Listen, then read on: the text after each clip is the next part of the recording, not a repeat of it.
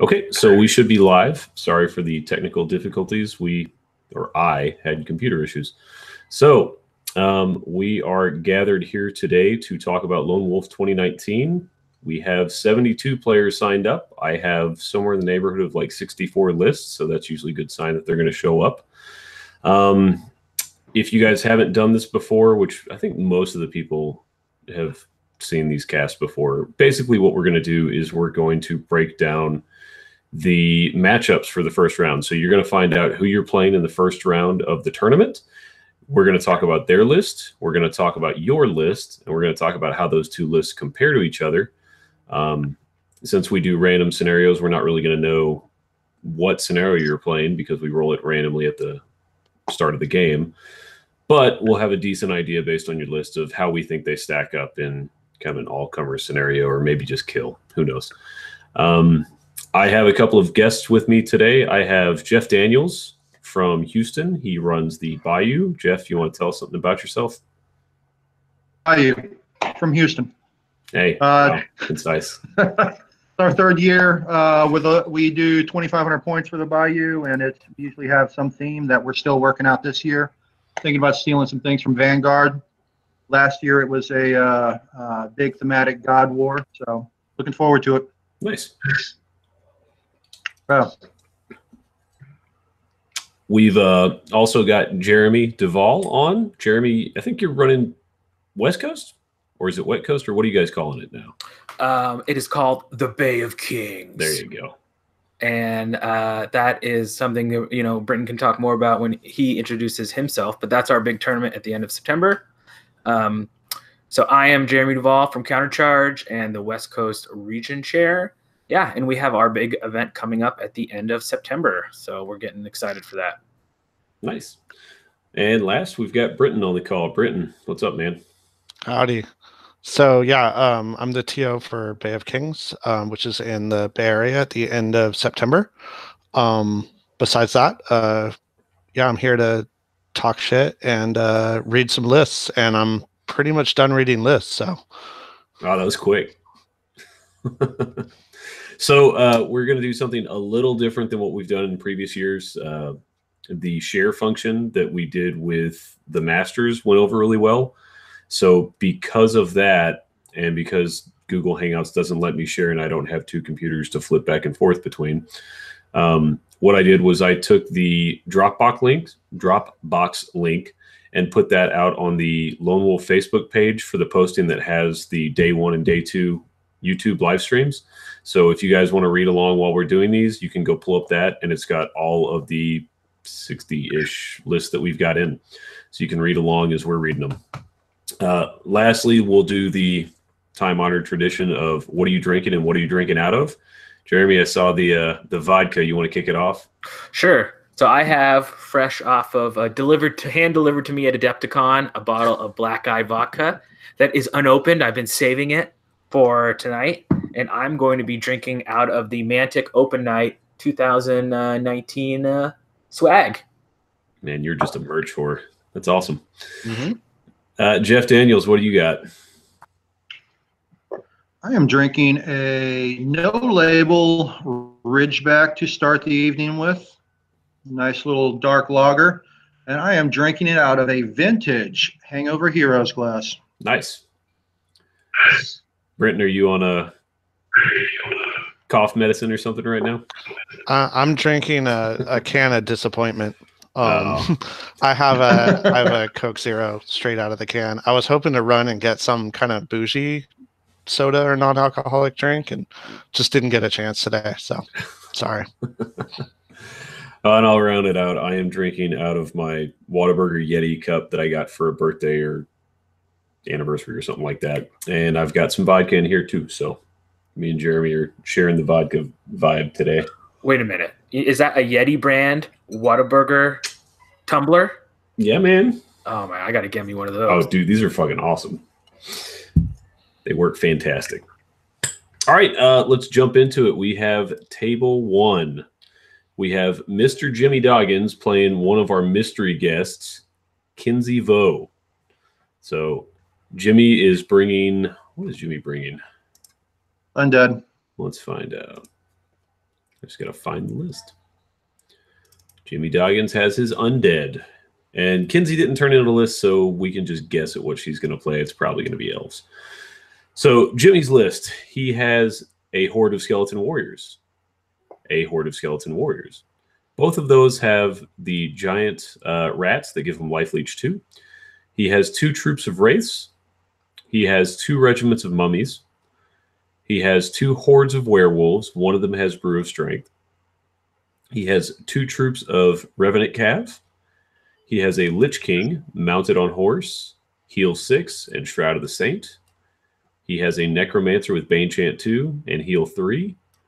He has a horde of barrow wights. And then he took the Army of Darkness formation, which, let's see if it's listed here, is for the 2 skeleton warrior hordes and a necromancer, and each unit in the formation gets Iron Resolve. The necromancer gets the Inspiring Rule, which also increases the spell of its value by 5 while targeting non-friendly allied skeleton warriors, archers, and spearmen. So pretty solid little upgrade there.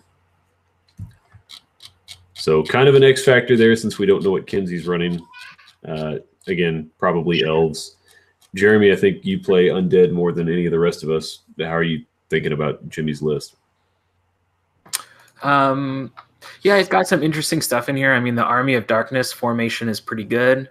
Usually I've seen people running that. They'll take archers so that they get max value out of that buffed up Bane chant. Mm-hmm. He doesn't have that in this list, but skeleton warrior hordes with rats and Iron Resolve, they're pretty durable. Plus he's got the 2 mummy regiments. Yep. So I think the center is going to be really strong. Any sort of center objective or any sort of board denial scenario, the list is probably going to be pretty good. If there was a weakness of it, I've run double werewolves a lot. One usually always gets brew of strength, but it's always a challenge on what item to put on that second one. And in this list, he has a second werewolf horde naked. Yep. Which is not a horrible thing, but an unbrew of strength or unpathfinder or unbuffed werewolf horde has the ability to really bounce off stuff. And besides the double werewolves, I mean, he has the barrow wights that hit pretty hard, but none of his hitting is range. I mean, the wraiths fly, but the troops of wraiths really aren't going to do that much damage. So his real reach out and touch are the werewolf hordes. Mm-hmm. He can kind of hide them behind Revenant Cav and stuff like that. So I think it's just going to be dependent. This list will do pretty well in any sort of sit and stand type scenarios. But if he's got to reach out and touch someone, it could be a challenge depending on how he can get those werewolves engaged. So I like the durability of the list. If, like you said, it's hard to tell without knowing what he's fighting. But if there is a weakness, it may lack a little hammerness. With just the 2 werewolf hordes and the barrow wights, but I think it's going to be, matchup dependent, who gets first turn, how the scenario is, what scenario, so Matt Young can get drunk now. What about the terrain? And the terrain's going to be a factor. I know this player, I don't know the other player, so I'm going to go with him, but a pretty durable list. But if it does have something that could potentially be a problem, it could be lacking of hammers. But gotcha. Brenton or Jeff, you guys have thoughts? Yeah, I'm in sort of the same boat that it's a lot of stuff. And it's a lot of stuff that can eventually hurt something. But besides the werewolves and the barrow wights, and even the barrow wights are hitting on 4s, it's just, I don't know. It feels like it lacks any punch. It's a big middle school dance. It's just grinding on someone, getting nothing done. Jeff, can you top that? Sure. I don't like barrow wights. That shambling with movement 7 sucks unless you're really good with it. And Jimmy doesn't play a whole lot. And Kenzie's gonna flash her little eyes at him, and he's gonna take pity. And she's going to shoot him to death and run him over with trees. We'll find out. Do you guys want to do picks? I know it's hard to do with only one list. I'm going to go with the undead in this matchup. I think I'm going to do the same. Now I'll take Kenzie. Yeah, I don't love the list. I don't know the players at all, so this is no remark on anyone's skill. I would just back most elf lists against this. So. Okay. And Jimmy should be texting me in 3, 2, 1. Go fuck yourself, Daniels. Believe in me. All righty, let's jump into round 2. Our other mystery guest is, shocker, Kenzie's husband, Richard Vogt, and he is in a challenge with Rick Hoy, who was able to figure out who the mystery guest was and then issued a challenge to Richard. So, fun little fact there for you. This is our first challenge that we're going to do. So, who's got Richard? I have Richard's list. Okay. So Richard is playing Empire of Dust. Mm-hmm. So he's got a regiment of skeleton archers.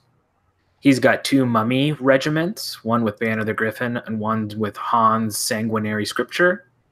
He's got an enslaved guardian horde with Drain Life and Blessing of the Gods, a Revenant Chariot regiment. He's got a Soul Snare, a Bone Giant, a Pharaoh with wings, 2 Cursed High Priests, one with the Grimoire of Unspeakable Darkness, so extra surge, and then one with Fireball and Vicious mounted with Amulet of the Fireheart, which is interesting. And then he's got Idol Shobek, and then he's got the Restless Souls of Raya, which is the special unit, that have Blast, which that unit on top of their attacks. Yeah, that unit hits like a truck. And then since he's got the 2 mummy regiments and a Cursed High Priest, he's got the mummy formation, Mummy's Revenge, which gives the mummy regiments Elite and Vicious. Damn.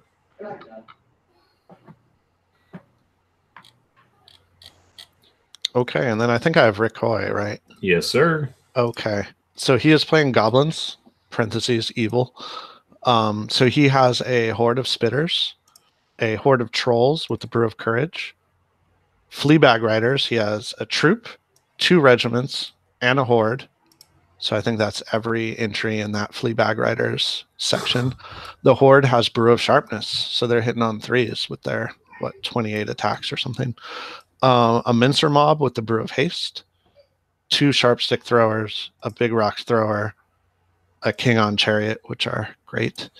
A Flagot on a Fleabag with the Banner of the Griffin, a Bigot on a Fleabag, 2 Whizzes with Bane Chant, a Colossal Giant, and then Grogger's Goons, which are a horde of sort of, I think, just basic goblins, but that have Regeneration 5 up, and the Voracious Maw Pack formation, which my book is not at this desk right now, so by the next time I read a list, I'll be able to tell you what the formations are. But if anyone knows this one. If you scroll down to the very bottom of the thing, the formation should be listed there, right?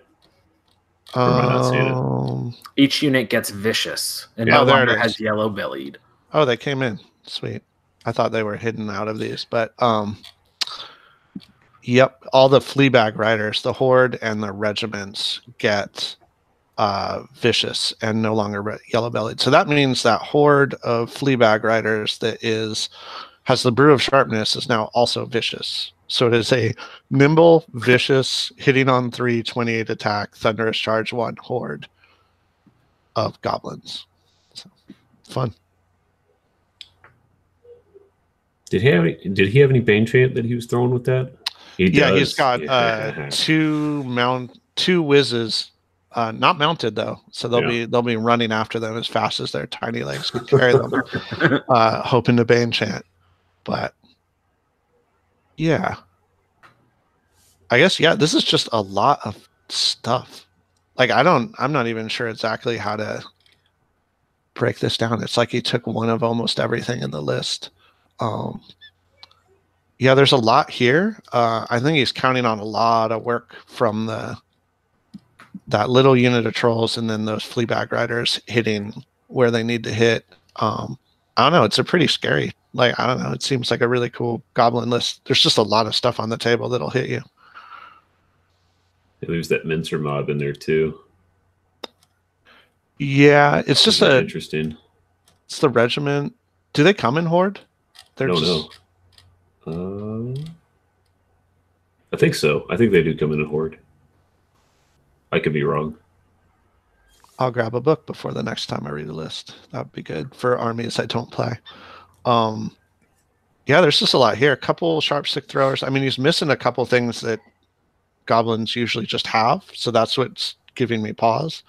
But it seems pretty handy against a Empire of Dust army that's going to want to try and be tricky and move around a lot with its pieces and kind of fit into the gaps. And I'm just not seeing a lot of gaps in here. But he's got a lot of grind in that Dust army.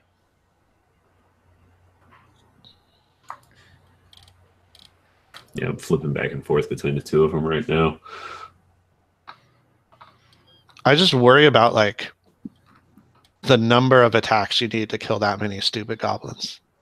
There's just a lot of kind of dumb nerve on the table. And while the Dust has a whole bunch of... I just don't think either of these armies are going anywhere fast. Like, they're just going to hit each other and be angry. Well,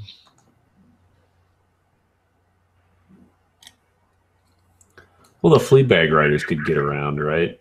I mean... Yes and no. That horde is the size of a Mack truck. And yeah, but not just a horde. The other ones are fine. The little regiments will get wherever they need to go. Yeah. The biggest thing I'm seeing is the Dust army really has no chaff to hold anything up, especially around the flanks or somewhere else. And I think that's where those goblins are going to be able to capitalize. Yeah, I think it's designed more to not to face that many drops, kind of like what Britton's saying, is that it doesn't really have chaff, thinking that if you have a normal amount of drops, it's okay that you run into me first. I don't need chaff because I'm going to outgrind you. But the real struggle in that sort of makeup is when you can't maximize on your Tricksy Surge, or while you're grinding, Fleabag regiments get in your flank, and then that's when that stuff actually starts to hit pretty well.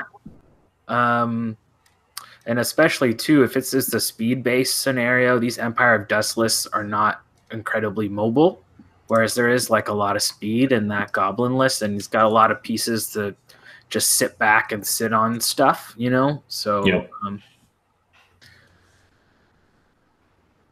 That he can put just like, you know, there's a backfield objective, put a troop of Fleabag Riders on an objective behind terrain or something, and he's never getting at it. Wait, I mean, the Empire Dust does have the wonderful flying Pharaoh, and he's gonna, I think, actually be super important in this. It's just, I think if I was on that side of the table, I would want more of those flying. I know you can't have them, but it's just sort of, that one guy is gonna have like 6 jobs to do. It's gonna be a tough pick on Am I reading this right? That the Restless Souls have thrown weapons. 8 thrown weapon attacks that do D3 blast per.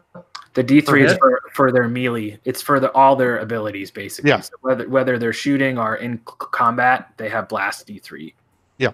So they're very good.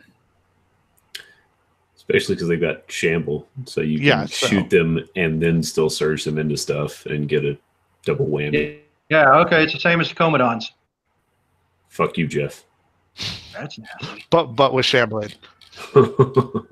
Yeah, but I mean, this list has the sort of middle. I mean, with the double mummies, with Banner the Griffin, and then the extra Iron Resolve to go with Shobik's Iron Resolve. I mean, that middle is just, unless you get lucky and can kill a unit in one turn, it will like not die. So, I don't really see anything that the goblins have that can do a lot of first turn kill. No, right? Yeah. And it's not like they've got a lot of shooting to soften it up before they get there either. I mean, there's, you know, like we were saying earlier, the Mincer Mob can do a lot of work. It can, but I mean, it's got to get there. All of it's, yeah. I mean, it's got a grindy center and then the speedy little flankers. It's cliche, but I really think scenario will be deciding factor in this. And if it's like it's speed based or a scenario that speed will help, I think it will be good. But if it's any sort of one that you can be a little bit more stationary. That his center is just going to be unmovable. The only thing I don't love Drain Life on the Enslaved Guardians. It's just too short range. I mean, weakness is okay. I like on them, or basically maybe you'll get one Drain Life and then surge them into combat, but that's a lot of points for maybe one cast. Exactly. But the new Soul Snare is legit good. So I know you guys don't know this, but the odds are that between these two players, they've probably played maybe 5 games of Kings of War this year. Okay. I was going to say that. Has one of them played 4 and the other one? It might be. Because I'll pick that guy. Yeah, I would probably say Rick has probably had more games than Richard at this point this year. Yeah, I mean, for this, I don't know the players again because I don't know anyone because I'm on a West Coast hermit. That's why you're here. Yeah.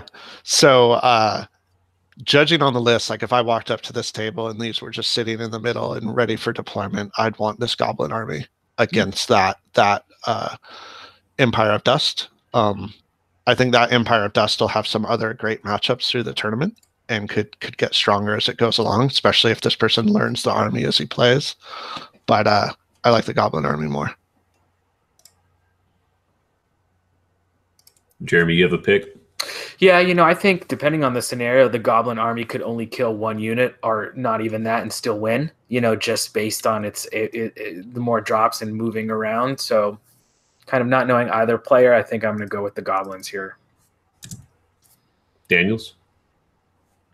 I've played them all, or I've played both players many times. I will say Richard only plays his Dust. So every GT that he's been able to attend that Kings has been, it's only been Dust. Where Rick does jump around to different armies pretty much every year. Last year was Varnger, I think. That said, I favor maneuverability over the Slog. So I've got to go Goblins. Oh, wow. Okay. I actually am going to go with Richard on this one. I think Rick is going to have a tough time getting those units killed, and I think Rick's eventually going to get overwhelmed by Richard somehow. It's either going to be units are getting blown up too fast, or he has to come out of position to get those whizzes to get the Bane Chan off, and then something's going to tag him. So give me Richard Bow in the... the drain.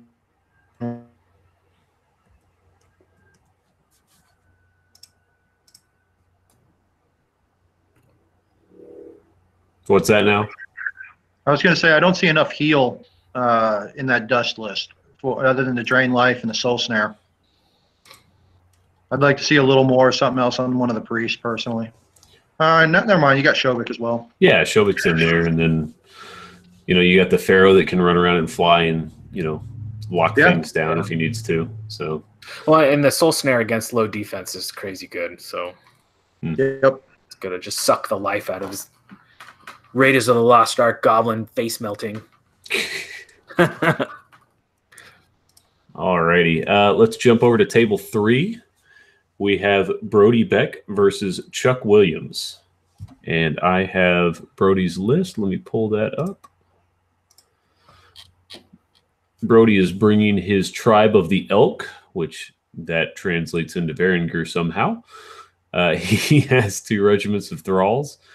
He has 2 hordes of Cave Trolls. He has a horde of the Fallen with Brew of Strength. He has another horde of the Fallen that are completely naked. He has a regiment of the Mounted Sons of Korgan. He has given them the Fury Blessing, and he has given them Blessing of the Gods. He has a horde of Direfang Riders, and they have the Fury Gift also. He has a Frost Giant. He has 2 Ice Queens. One swapped Wind Blast for heal for 3, or for heal 3 for free, and gave that one Shroud of the Saint. He had 1 swap Wind Blast for heal 3 for free, and has the Inspiring Talisman. He has Magnilda the Fallen. He has a Scald mounted, and he took the Herja's Vengeance formation, which, let me scroll down. All right. And this is for the 2 Fallen Hordes and Magnilda. Each unit in this formation is granted Pathfinder special rule. So it's the old Fallen that everybody loved so much. Yeah, they came back. Yeah, they're back. It's a Frost Giant. He does have a Frost Giant. That's pretty cool. And a fair amount of heal. All right, I got Chuck's list. It's Herd, and it's going to be 3 troops of Harpies, 3 troops of Guardian Brutes, 1 horde of Giant Eagles with the Helm of Confidence, 2 Stampedes, 1 with Brew of Haste and 1 with the Whip of Celerity, Chimera with Wings, a Centaur Chief with a Piercing Arrow and a Bow, and then 2 Shamans, as you do, each with heal. Did you see named as units? Yeah. Hardwood, Deadwood, and Morningwood. Yeah. Those are the Guardian Brutes. It's awesome. They'll lay the wood. Go lay that wood. I don't know, man. Those Fallen are going to be all over them. Yeah. As a Herd player myself, facing Varnger is never a great prospect. Their high nerve is always great. Now you've mixed in heal along with some great grindy units for the giant, the Mounted Suns, the Dire Fang, and the Trolls. I really wish he would have put in those Guardian Brutes are awesome with the Brew of Sharpness or Pathfinder or Blessing. Anything to help them hit. They're hitting a lot, but they're hitting on 4s. And they're the only things in the list that are subject to Pathfinder. So if there's a lot of terrain on the list, he's going to struggle. Yep. Or on the board. I'm also not super crazy about the Helm of Confidence on those Eagles. You should be able to play them out enough that they're not going to get wavered all that often. And honestly, I like them better in regiments over horde formation. But it's an interesting list. Definitely. The Harpies' chaff is expensive too. They're 90 points. That's not too much. You got dogs for 70 that do the same job. Yeah, or the little archer troops with the thrown weapons. Yeah, but the dogs don't fly. That's the only difference. You're paying the 20 points or whatever for the fly. Yeah, I mean, the best thing that fly is going to get you is late game objectives, hopefully, and that'll pay for themselves. Well, that or boxing in some Fallen somehow. Yeah. I just like how we're looking at amazing 90-point flying chaff, and they're like, that's overcosted. You have better in the list. When I'm like, as an ex-dwarf player, looking at this, going like, I would kill for 90-point flyers. Oh, I'd kill for 90-point flyers too. All I'm saying is like, yeah, the dogs are better, but there's utility with those Harpies. Yeah, no, I actually think like I don't know these are 2 smash face lists. And it's just an interesting, yeah. I will say that Varnger list isn't expecting the amount of speed that Herd list is coming. They're basically matched.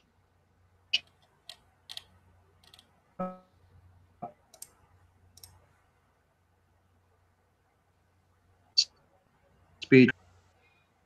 Yep. Yeah, usually when you have 2 lists that beat face this hard, it comes down to like who can dictate charges.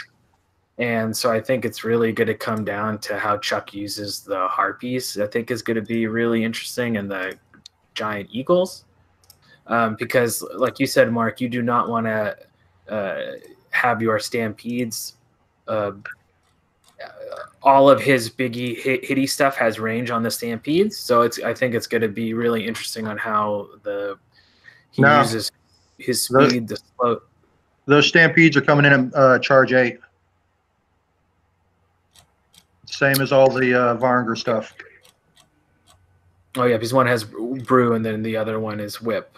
Yep, but I mean, there's no speed advantage there.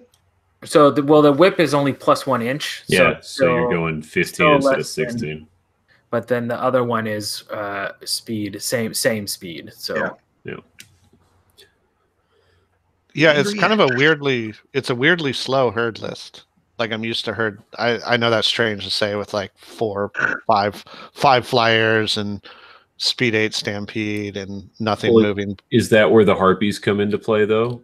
I think so. Yeah, the fact that you're equal on speed theoretically, or at least close enough for it to be kind of a wash on the fallen and the stampedes, that the harpies give them that little edge that I don't really see not that the Varangur need chaff, but I don't see the chaff and the Varangur to pull the same thing off. Well, this is one of those where I'm like, every time I start talking about one of the lists, I talk myself into that side in my head. I'm like, oh yeah, he's got 3 flying chaff units. He's got crushing strength 1, thunderous charge 1, guardian brutes. That heal is not going to matter on the Varangur side because he's going to pop everything in one go. And then I flip to the Varangur side. I'm like, he's got these cheap regiments to get in the way, and he's got heal in case anything does bounce. And I start talking myself back into the other side. Yep. It'd be cool. This looks like it'd be a fun game. Like I'd happily take either of these sides. So while you're taking sides, who do you want to pick? I mean, for me, it's I think I'd be on the side of the herd, even though they are. I don't know. I'm looking down the magic item list, and it's like Walmart shopping. It's like the cheaper version of everything I'd want to take. Yeah, like the Brew of Haste is cool, but I just wish there was a little more spent on the Guardian Brutes or the Stampede and a little less on the Centaur Chief and the Eagles. Gotcha. But yeah, I'd pick herd. Okay. Jeremy, you've been kind of quiet. What are you thinking? Yeah, I think I'm going to go herd too. I mean, they're both really hitty lists. The really thing that the herd needs is usually they need that little bit of extra to deploy. I mean, to get in the combat, that little stopgap. And Varangur hopes that, well, you can hit us first, but our nerve and defense is so high, we'll live. But herd hits so hard. So I think the flying chaff is going to be key in this game. So I think I'm going to go with the herd. Okay. Jeff, what are your thoughts? Well, only other thing I was going to say is I think the Magnild is probably going to be the superstar of this list because she's going to keep those flyers in check. She by herself can clear any of the chaff out that gets behind the lines or tries to jumble stuff up. She can take that Chimera. That Chimera is super fragile. Every time I've played with that thing, I've been disappointed by it unless I took a couple of them. But no, I'm going to go with my boy Chuck. Alrighty. But this one does feel like a coin flip almost. Like it's like 55-45 in my mind. See, I kind of think Brody's going to have this one. I just think he's going to get overwhelmed. Brody plays a lot out in Abilene and gets a lot of good practice in. Chuck, as nice as he is, struggles to get games in Beaumont because there's not a whole lot of folks playing out there right now. So, well, see, you have special knowledge that you're dropping at the end. I know. That's why I'm waiting until after you. You wait to everyone to declare, and then you're like, I know which of these guys plays more. Yeah, I'm going to go with Brody. Alrighty, let's go into table 4. We have one of our new players up here in DFW, Hank Googe. He's really, really new to the scene, and he's going to be playing Lance Kennedy, who's been around for a little while. Okay, so I think I have Lance's list. Jeremy, you've got Hank's list. Oh, okay, go ahead. Yeah, Lance is mine. So should I start? Either way. Sure, I'll go. So we got Abyssal Dwarves, again, parentheses, evil. Black Souls Regiment with mutated Throwing Mastiff and the Diadem of Dragonkind. So they throw all kinds of stuff at people. Here we go. 3 hordes of decimators. One with the heart-seeking chant, one with fire oil, and one just naked. Although at 255 points. Oh, I see what this list is. It took you a second. 1, 2. I've got it zoomed in. I'm not looking at the whole list. So that'll be why. 1, 2, 3, 4, 5 slave orc hordes. A slave driver. Okay. 2 half-breed champions, and Basuzu at 2,300 points. So, yeah, it's Aaron Chapman's list with a couple other weird things. Cool. Yep. It's like an extra 50 points worth of stuff that they crammed in there. Yeah. I mean, I don't know if it was just being played other places and I don't know about it, but that took a while, right? For someone else to just rip his list straight. Oh, they're in the same club, so he's been doing it for a while. Okay. He usually mimics what Aaron or some of the other guys do, from what I've been told. Cool. Jeremy? Okay, so I got Hank's list. Yes, so sir. he's playing dwarf, so it's going to be some dwarf on dwarf violence. He's got 2 regiments of rangers. He has 2 hordes of decimator, earth elementals. He's got one with a diadem of dragonkind and one with brute sharpness. He's got a regiment of Brock riders with potion of the caterpillar, 2 flame belchers, a king with wings, a stone priest with bane chant and martyr's prayer. He's got Hernius the hunter, a greater earth elemental, 2 mastiff hunting packs. He's got an ally horde of Elohai, and then he's got Hernius's hunting party formation, which does things. For 2 ranger regiments and Hernius the hunter, each regiment in the formation gain elite and stealthy special rules. Will actually be slightly relevant. Yeah, a little bit. The elite will help. Yeah. Oof, Hank, you're in for a rough game, my friend. Yeah. Sadly so. So I'd like to take a moment and recognize how Jeremy's voice leapt up like 3 octaves when he saw Basilia. He was like, "Ooh, aloha! Ooh, Got the vapors." Yeah. I mean, amongst yourself. I don't get the brew of sharpness on that earth elemental horde, but I don't know. Maybe I'm missing its awesomeness in this situation or any situation. But yeah, I just think that if Lance pilots the Aaron, he's coupling that with the Bane champ, which is nice.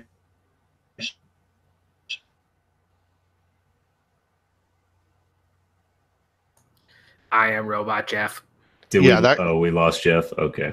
That cut out for me. I don't know if anyone else heard it, but I think he was justifying the brew of sharpness by saying they get Bane chanted, and then eventually they're a really awesome unit once you spend 400 points to make them that way. Yeah. I mean, it's not like get decimated. It's not the worst thing in the world. I don't know. Like, it's like you're spending a lot of points to make them into kind of other heavy or large infantry that hits on 3s. And we know the drill, right? It's stand behind the slave works. You bounce off the slave works. I shoot you with decimators, and then you die, basically. Yeah, especially for the differential height. Anything that's not height 1 is going to get shot. And that's all the his best stuff. Yeah, all his best, like the earth elementers, the Brocks, everything that he has that is a hammer is height 2. So there's just going to get roasted. Yep. I mean, without the indirect fire, and that's what the dwarf list is missing, you've got to be able to hammer those decimator units and either start wavering them or popping them before they can do much. And this dwarf list just doesn't have those tools. He can kill the slave orcs all day long, and he just gets shot off the board. It's got a couple of tools, like it's got the Elohai, which will be could do some cool stuff. Yeah.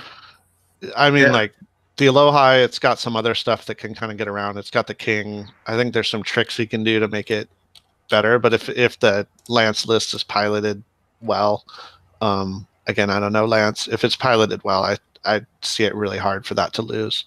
Unless there's some weird scenario thing that the dwarves just get up in their face and block them off or something.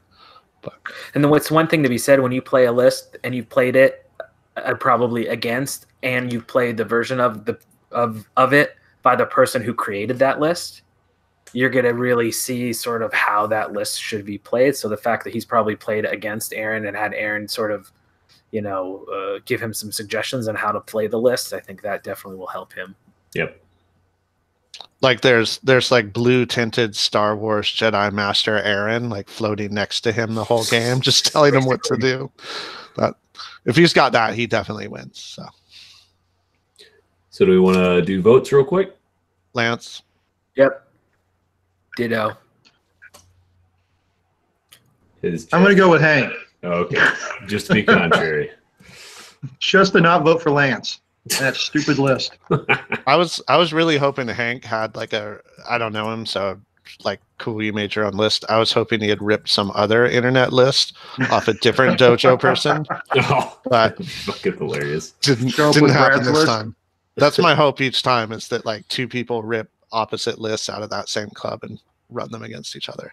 But, oh well. Yeah, I'm going with Lance in this one also. So speaking of Aaron is on the next table. So we're going to jump into table, what is that, 5? And we've got Aaron Chapman versus Jeff Grajeda. And I have Aaron's list. Let me pull it up. There we go. All right, Aaron is bringing Forces of the Abyss. He has got a troop of gargoyles. He has a horde of lower abyssals. He has 2 hordes of tortured souls.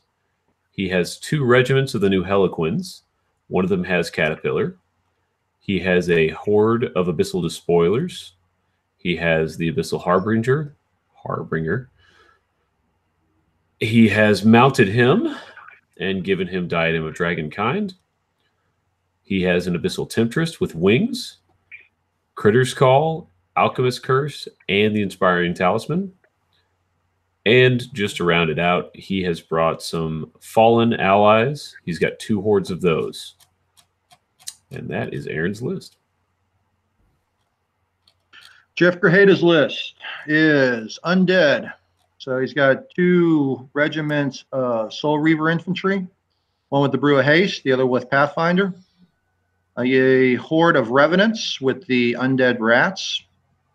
Regiment of mummies.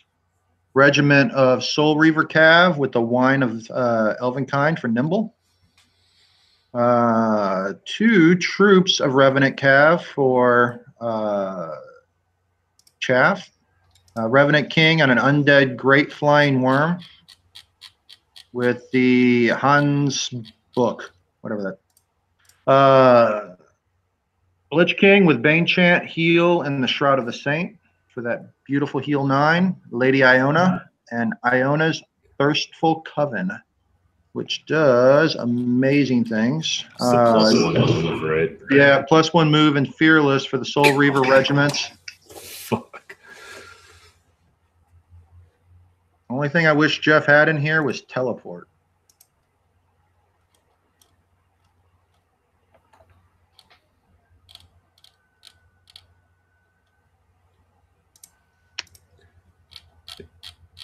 These are just 2 really elite lists that are going to smack up against each other.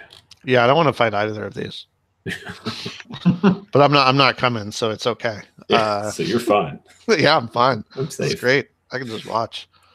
God, yeah, it's 2 really like bag of hammers. So I'm trying to look for like what are the tiny little difference makers? Like, ooh, this one has gargoyles and a horde, and this one.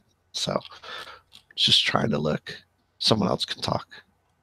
Yeah, I mean, like he's got to hide those Soul Reaver infantry, right? So you got the 2 troops of Rev Cab, but when you have the Tortured Souls that you can put on one side and then the Heliquins and other stuff on the other side, I think it's going to be tough to like deliver those infantry.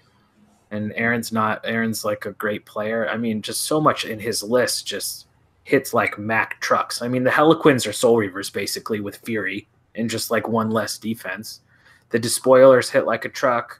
Tortured Souls, you know, they hit on 4s, okay, but he's got a Temptress for speed. Oh, and then, you know, you scroll to the bottom and it's like, oh, then he has 2 Hordes of Fallen, which is going to give him more speed angles. And there's just not enough chaff in the undead list to block off those Soul Reaver infantry long enough to deliver them, I don't think. So Aaron's list is pretty nasty. That's true. I agree with a lot of what you just said. I would just like to raise into the discussion a Revenant King on Undead Great Flying Worm, partially just because the length of its name. But dash 20 nerve, defense 5, flyer. Oh, yeah, it's good, no doubt. And Alona running around, just chopping up, adding attacks into things. There's a lot of points in those two models, and they need to do a lot. And that's kind of where I fear for it, is that I think there's enough cool little bits in the Abyssal list from Aaron Chapman that he can stop that like practically a quarter of the army while he deals with the rest. His back pocket. Yeah. Yeah. And hot off the internet, Aaron has never lost with this list, except when Tom Annis beat him, as told to me by Tom Annis in the YouTube chat. So, just FYI. Good to know. I also weirdly think that lower Abyssal Horde just chilling, like in these two armies that are just bags of hammers. That one sort of anvil might be a big weird difference maker.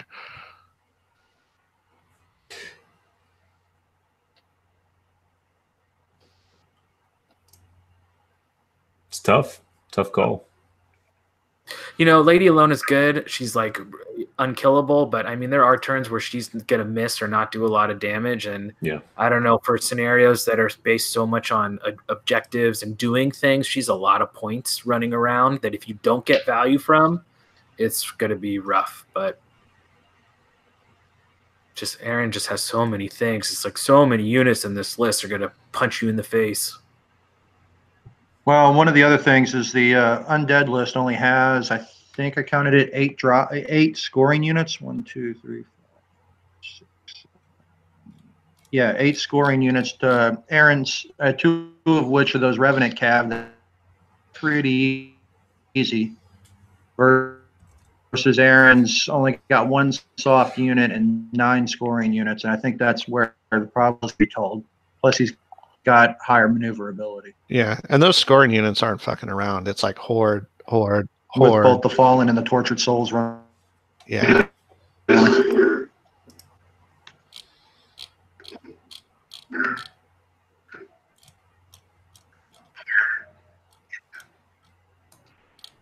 So yeah, I'm picking Aaron on this one, kind of like I picked Aaron on the last one.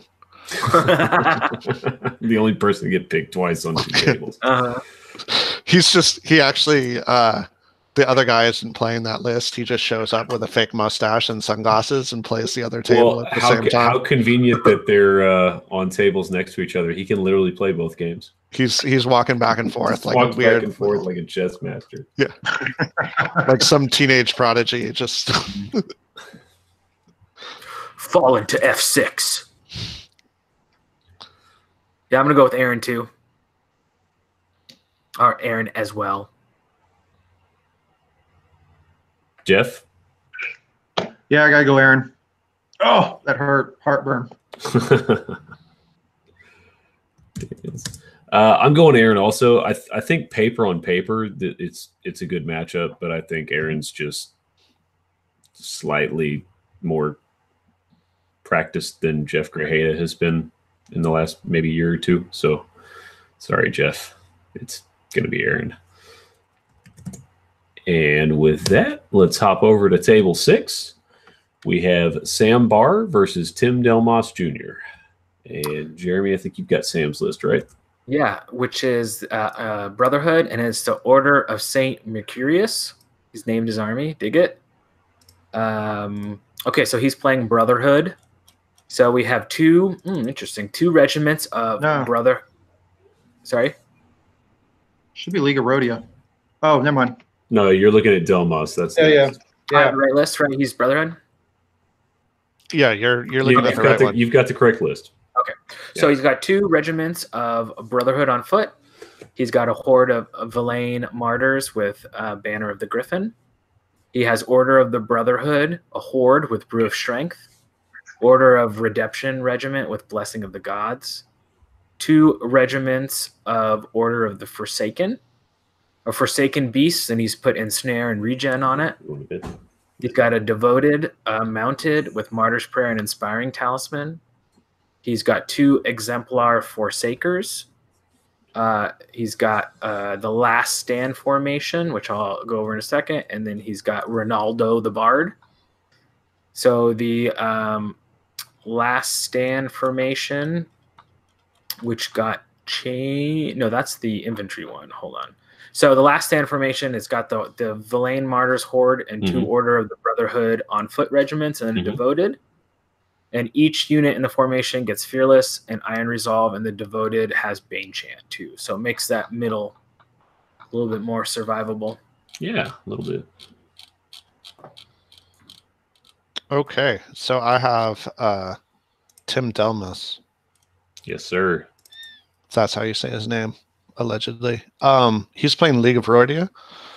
So he has Halfling Spearlings, 2 regiments, and a horde. He has Halfling Knights, 2 troops for those little 90-point nimble fat knights. 2 Honor Guard hordes, 1 with Potion of the Caterpillar.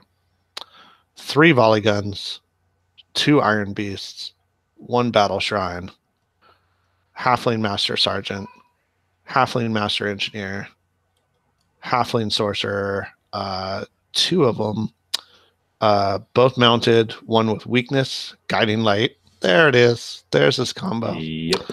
And the Inspiring Talisman, and the other has Hex and the Zephyr Crown, which is buffing up, I believe, that Wind Blast to be even more Wind Blasty.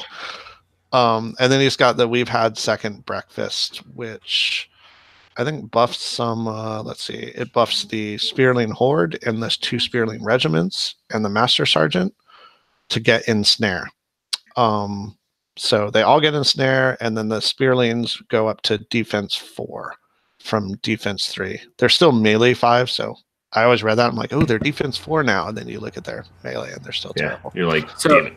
What does he have that has Indirect for the Guiding Light? It doesn't matter. It's just reload special ability. So the volley guns get it too.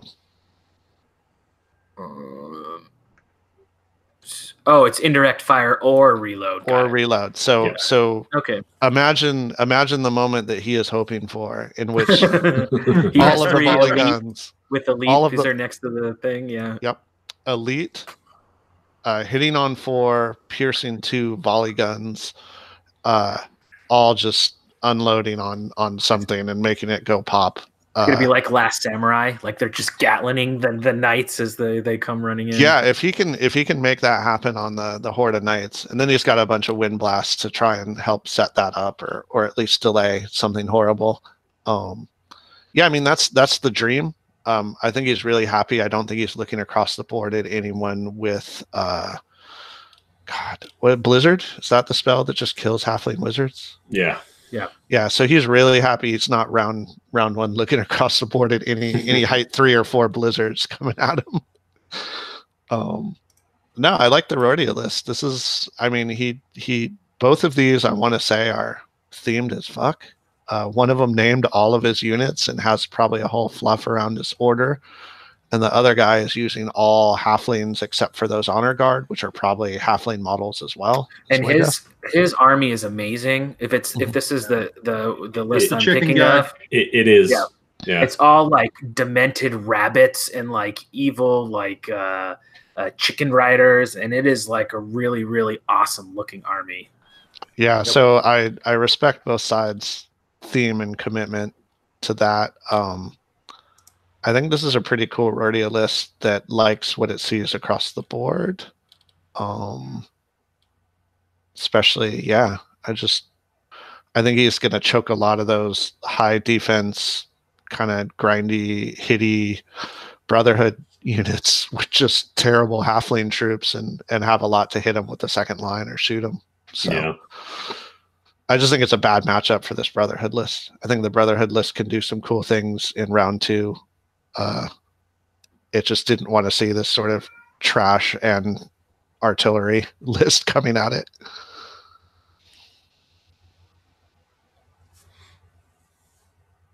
Yeah, that Rhodia list, I love it. I think the ensnare phalanx on those cheap units are gonna do a lot of work this game just to hold things up. And even I like it. I like it a lot.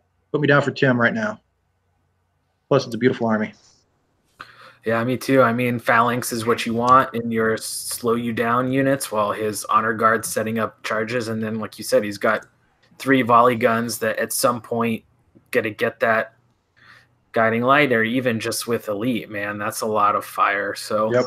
A lot of great tools in this list, and it is really beautiful army. So I'm going to go with the halflings as well, or sorry, the League of Rhodia.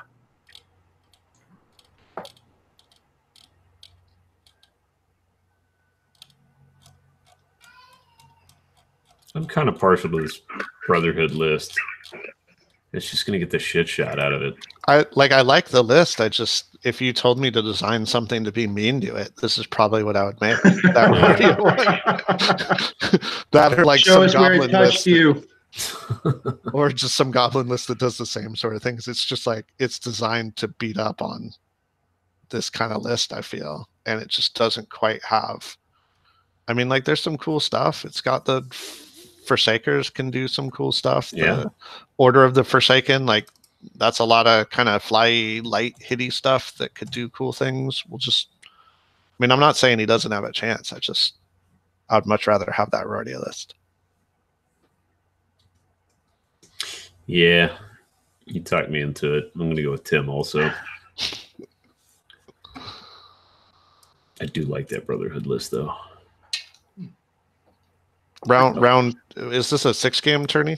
5. 5. Yeah, 5. Round 2 through 5, it can do great. It's just round 1. The submarine, it's set up well for the submarine. Just start at the bottom of the ocean and get your way to the top, right? Yeah. All right, let's hop over to table 7. And this is probably going to be one of the better sports games table for round 1, because we have 2 hilarious dudes playing each other. Where the hell did his list go? There it is. All right, we've got Jesse Cornwell versus Zach Clark. And Jesse is bringing Romans. So here's what he's got. He's got 1, 2, 3 hordes of heavy warriors. They have taken the Falcon for 2. And they have exchanged their shields for 2-hand weapons. So they lower the defense and they get to crush 1. So pretty good little unit there. He has 1, 2, 3 troops of skirmishers. He has a musician mounted on horse with weighted throwing axes. He has 1, 2, 3 regiments of Praetorian cavalry. One of them he's given ambushers, one of them he's given shock troop, and the other one he has given them bloodlust. I don't know what any of those are yet, so I'll have to go to the end to find that out. He's taken the Eagle Bearer. He has taken 2 evil sorcerers. Both of them have Lightning Bolt 3, and they come with Bane Chant 2. And for some reason, Life Leech. You know, because you've got a wizard with 1 attack. He needs Life Leech. And then he's got 2 winged heroes. One of them has Fleet of Foot, and one of them is Weapon Masters. All right. Yeah, and then Ambushers is Pathfinder, so it's basically just Caterpillar. And then what was the other one he had? Bloodlust is Fury. Fury, yeah.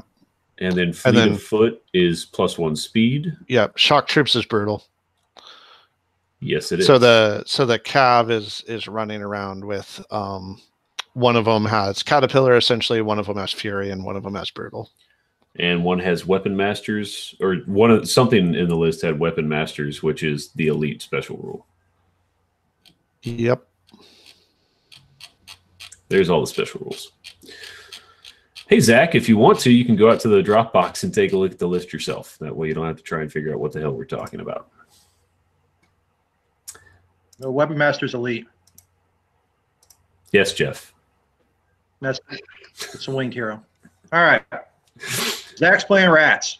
Moving along. Warriors. 2 regiments of warriors. 1 horde with comes with Rally 1. 1 horde of shock troops with the brew of sharpness. Blight horde, nothing on it. Claw shots, 2 troops of 5 or 2 troops. Nightmares, a horde with the blessing of the gods for elite. Nice. A troop of Hackpaws and a regiment of Hackpaws with Caterpillar. Enforcer on a Fleabag with the banner. A Warlock with Bane Chant and Lightning Bolt. And a second one with Bane Chant and Lightning Bolt. A Stormcrier with the Boomstick. And 1, 2, 3 Night Terrors. Fantastic. With Inspiring. The Whip of Celerity and the Blade of Slashing. And then the Lab Rats formation, which gives those Warriors regen 5. Yep. And the Enforcer also. And the Enforcer as well, yeah. Yep.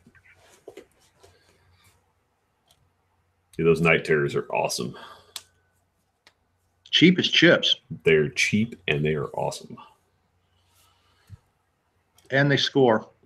Yes, they do. Awesome. Yeah, no, they're good. You want to go first, Mark? Rats? Yeah, I mean, it's a relatively conventional list. You know, some of the new stuff added in.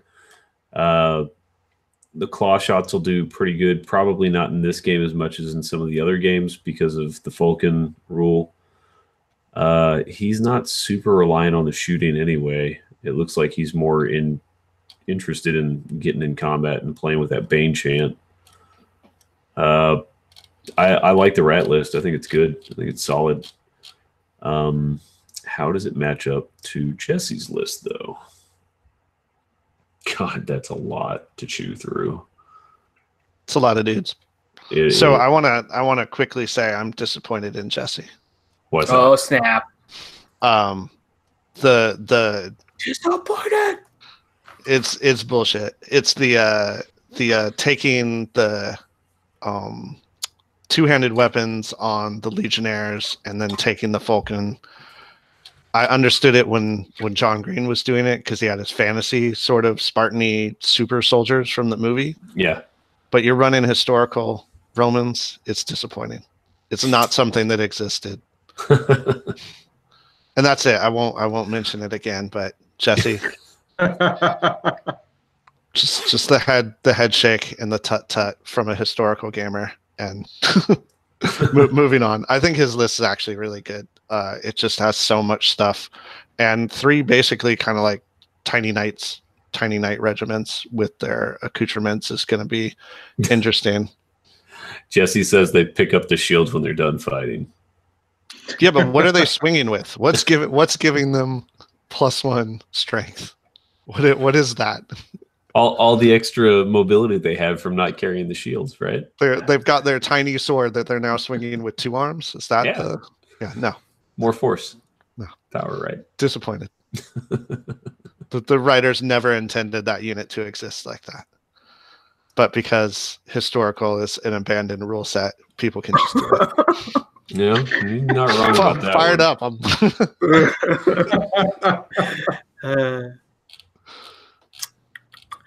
Well, you know, love is meant to be multiplied, not divided. So I really like these Romans.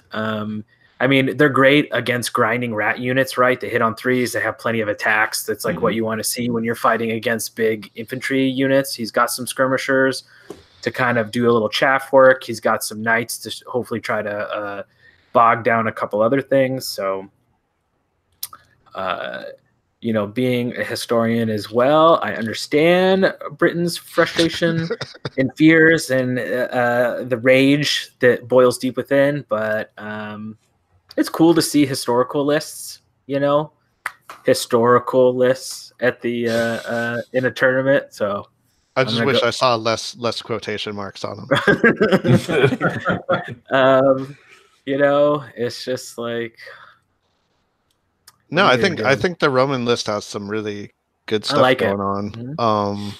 It's got some chaff, which are stupid cheap, and their throwing weapons could actually do something to rats. Mm-hmm.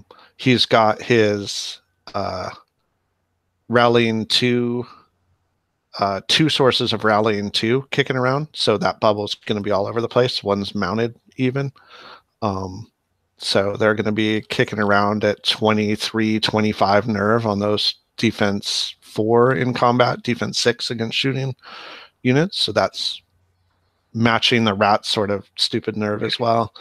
Yeah, I like them both. And then, yeah, a couple Bane Champs running around for extra help. And then a couple Winged Heroes just for playing sweeper, doing flank charges if they can get it. But even just 6 attack on 3s with Crush 2 is solid. So yeah, I think the Nightmares and the winged characters kind of cancel each other out with that mobility. The Chaff Troops and the Hack Paws kind of wash there. I mean, the Nightmares with their breath attack aren't going to get a whole lot done because, I mean, the things that you really want to shoot are going to be defense 6. Yeah, that's where it does, that Fulkin comes Right. back in, which Yeah. is why that's such a good little combo unit, because you reduce your defense, but you're good against shooting and you have high nerve. So Exactly. Yeah, and I mean, the Roman heavy warriors are hitting on 3s, so even if they go into the Blight, they're hitting on 4s, and then everything they hit with is going to wound. yeah, it kind of makes them marginally better It just from a does. pure stats, like just the raw stats perspective. Yeah. Because the Rat Kid army, like the main problem is when it runs into stuff with high defense, it struggles because you're Yeah. at base no crushing or crush 1, and you're trying to up with Bane Chant. Yeah. But when you're hitting defense 4, like all of these rats are, for the most part, you're feeling good about it. Yeah, I think I talked myself into I mean, Roman. it's got 2 Bane Champs. I'm kind of there with you too. I think because the 8 regiments of the Praetorian Cav too. I mean, in all the talking, I completely ignored them. Yeah, Yeah, he's got some mini knights. yeah. Is Yeah, there he's- any secret info about Zach Clark we should know? Like he's been in a training camp in the high altitude, like carrying logs through snow or anything? No snow in Austin this year. No montages. Little Eye of the Tiger. If he dies. He dies. Yeah, I really don't like picking against rats, but I kind of have to in this one. I think Jesse's got a lot of great tools for this matchup. Yeah, really, Zach wants to grind, and he wants those terrors into the flanks. And you know what? Jesse does too, all day long. And I think Jesse's list does a little bit better. So I'm going to go Jesse. So we've had 3 landslides in a row with tables 5, 6, and now 7. All right, let's see if we can keep the trend going or if it breaks. Let's go on to table 8. We have one of our other challenges, and we've got a whole lot of challenges coming up for this round. Table 8, we've got Chris Bowen versus Todd Serpico. Okay, so I have Chris's list, and this was one of the challenges from the Tabletop Titans, which challenged the Blue City Brawler. So we have like a bunch of challenges on team action. So I have Chris's list. He's playing Forces of the Abyss, or as he titles it, Imps. So maybe we'll see a lot of Imps. He's got Troop of Gargoyles, Horde of Lower Abyssals, and he's exchanged the shields for double-handed weapons. So defense down to 3, crushing strength 1. Banner of the Griffin they have. He's got 2 regiments of Abyssal Guard, and he's exchanged shields for crushing strength on these guys as well. One has Orcish Skull Pole and Pipes of Terror.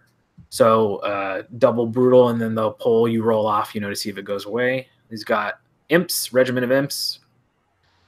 Wow, this is really interesting. And we'll talk about it later. A regiment of Tortured Souls, Blade of Slashing. He's got a horde of Despoilers with Brew of Sharpness. Super nasty. A Harbinger with Loot of Insatiable Darkness. Basusu the Vile. He's got 2 Cronii. One with and he has the attack upgrade on both of them. So D6 plus 6 attacks. And then he has the Demon Lord Bel-El, Bane of the Mortal Kingdoms. Cool. So I've got Todd Serpico also playing Forces of the Abyss. His army is named Lonewolf 19 Final. So it's good that he sent his final list and not like one of the others. I also like that Chris Bowen's name is Imps, because my guess is that he has like 12 different lists he was shopping in his head, and each one was like the 30 or 50 point difference between each other, and one of them had Imps. So but going over to Todd's Forces of the Abyss as well, so it's a great big demon off. He has 2 regiments of fleshlings, 1 troop of gargoyles. He has Lower Abyssal Horde that has also exchanged for 2-handed weapons with Healing Brew.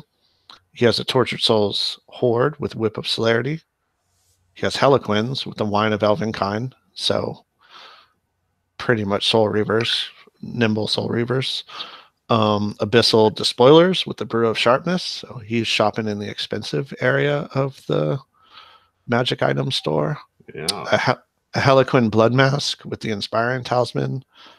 Abyssal Harbinger, Well of Souls, Archfiend of the Abyss with Brew of Haste. So he's going at that wonderful speed 11, along with Critter's Call for that turn that he's not beating face, and Basuzu. So yeah, both of these you get to like the end of the list, and it's just massive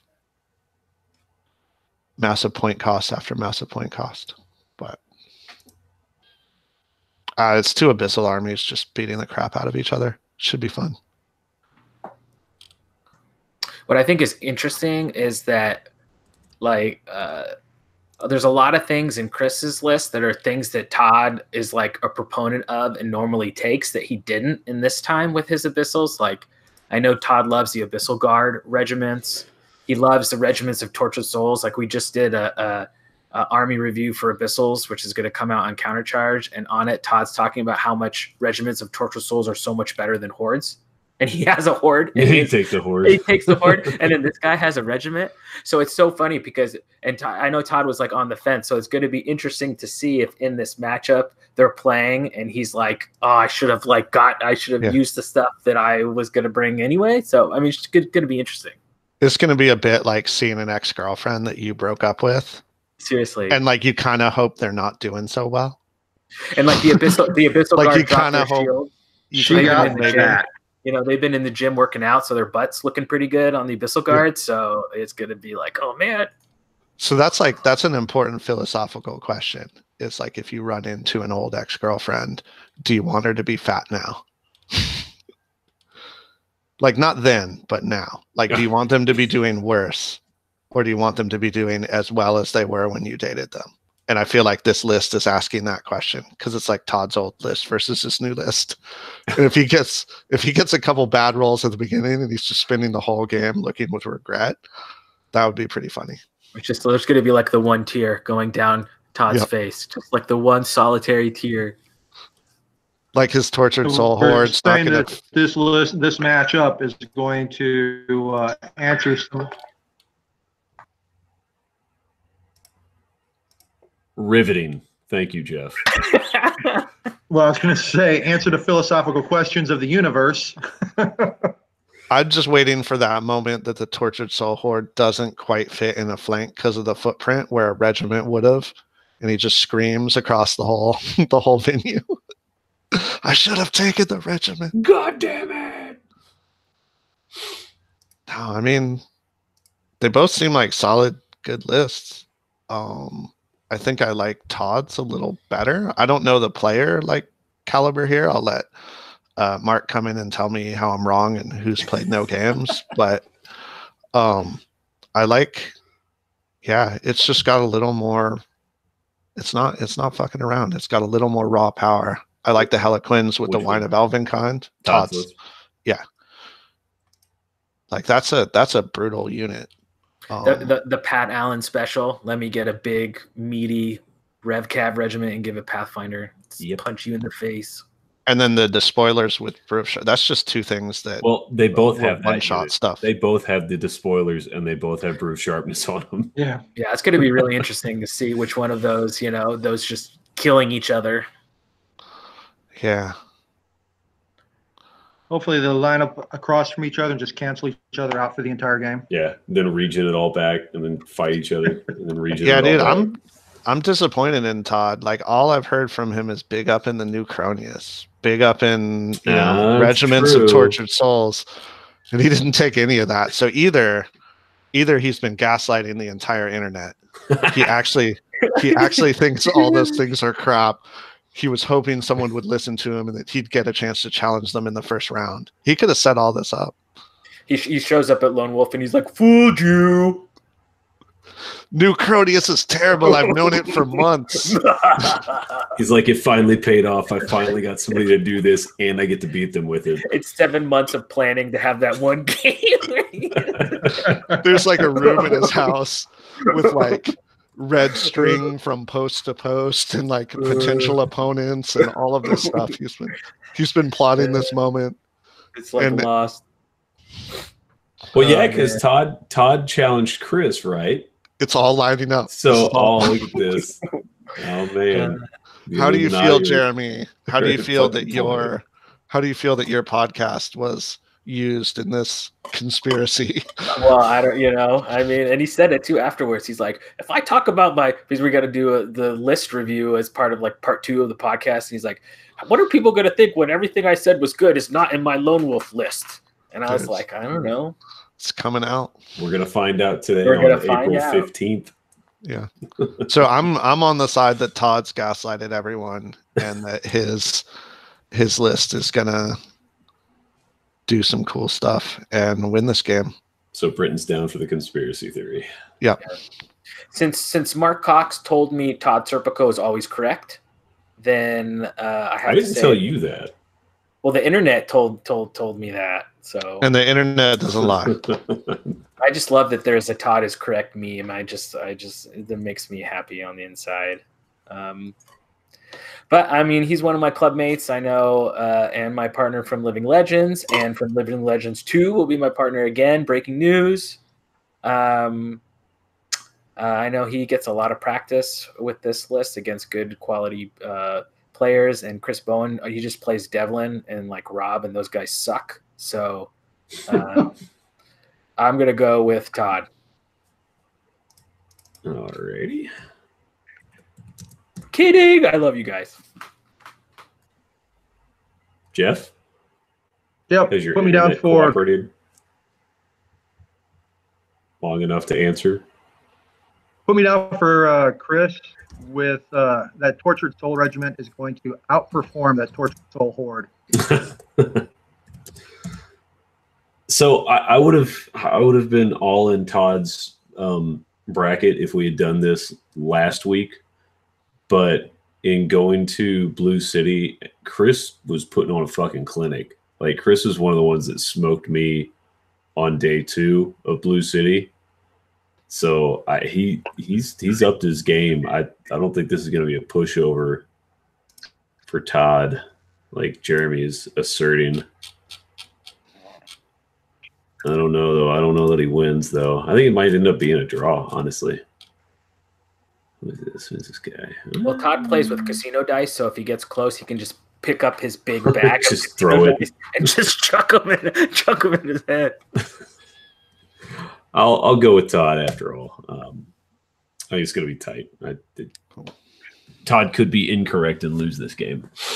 Yeah, and I apologize. Right. I have to step away for like 5 minutes. I'll go for it, man. I'll be back. So yeah, don't worry. We'll cover. Let me just mute so you don't have to hear anything. Hear the chaos. Okay, let's jump over to table 9. We have another challenge. We have Devlin Smith versus Kevin VonFeldt. And let's see, I've got Devlin's list. Let me pull that bad boy up. Devlin. Rematch of Masters round 1. Yeah. Who won that one? Do you remember? Kevin did. Okay. So, Devlin is bringing his Empire of Dust. He has a Horde of Revenants with Brew of Strength. He has 2 regiments of mummies. One of them has the Skull Pole. One of them has Diadem of Dragonkind. He has 2 Hordes of Chariots. He has Soul Snare. He has 2 Bone Giants. He has a Pharaoh with Wing of the Honey Maze. He has a Revenant on Undead Great Burrowing Worm. He gave it Breath 10 and Vicious on ranged attacks. And he gave him the Sanguinary Scripture. Let's see. Oh, it's page split. That's what that is. He has 2 High Priests, Fireball 12 and Vicious, Heal 4, Shroud of the Saint, Fireball 12 and Vicious, Heal 4, Fireheart. And then he took the Mummy's Revenge formation, which is for the 2 Mummy regiments and the Cursed High Priest. Each unit of mummies in this formation is granted both Elite and Vicious. So, rock and roll on that. And that's the list. All right. Kevin's got Undead. He's got a 2 Hordes of Skeleton Warriors. A 2 regiments of Soul Reaver Infantry. I think we've seen part of this before. Oh, okay. 1 with Pathfinder, 1 with Haste. 2 troops of Revenant Cav. A Revenant King on Undead Worm with wings and the Blade of Slashing. Revenant on Undead Great Burrowing Worm with Breath and Vicious. Mm-hmm. Necromancer with Bane Chant, Heal, a Horse, and the Banner of the Griffin. Kill that little fucker. And Lady Iona, dancing around. A Horde of Borrow Lights. The Thirstful Coven and the Army of Darkness.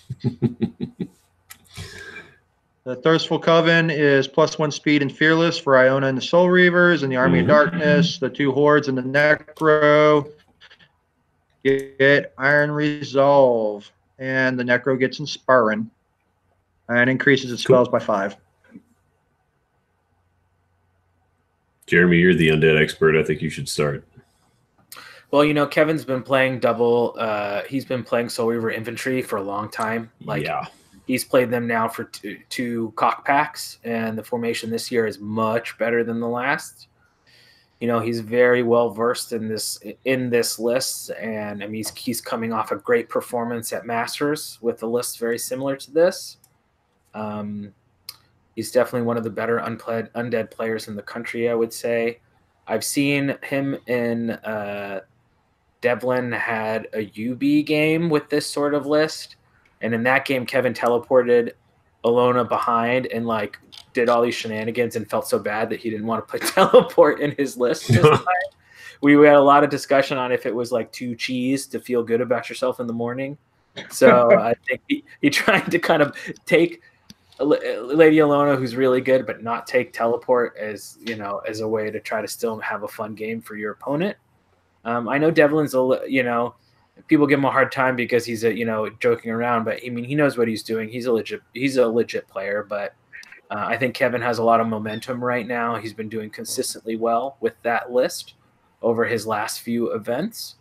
And those Soul Reaver Infantry, they hit so hard. I mean, they sure as hell do. They just evaporate things.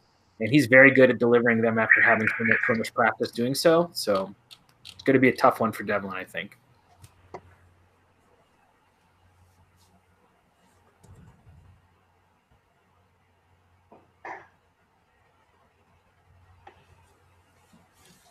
All right, well, I'll go. I think I like that Empire of Dust list. I like what it is. I like what Devlin's doing with it.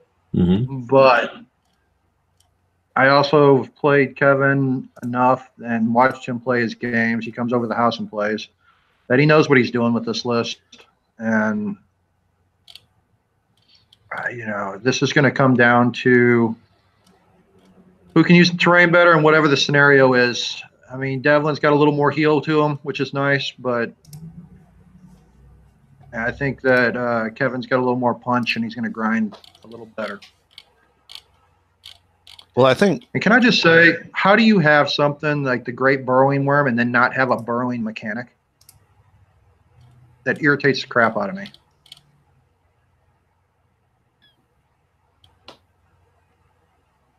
Are you asking me? Yes, because you wrote the book, right? Oh yeah, that totally did. Fix that shit.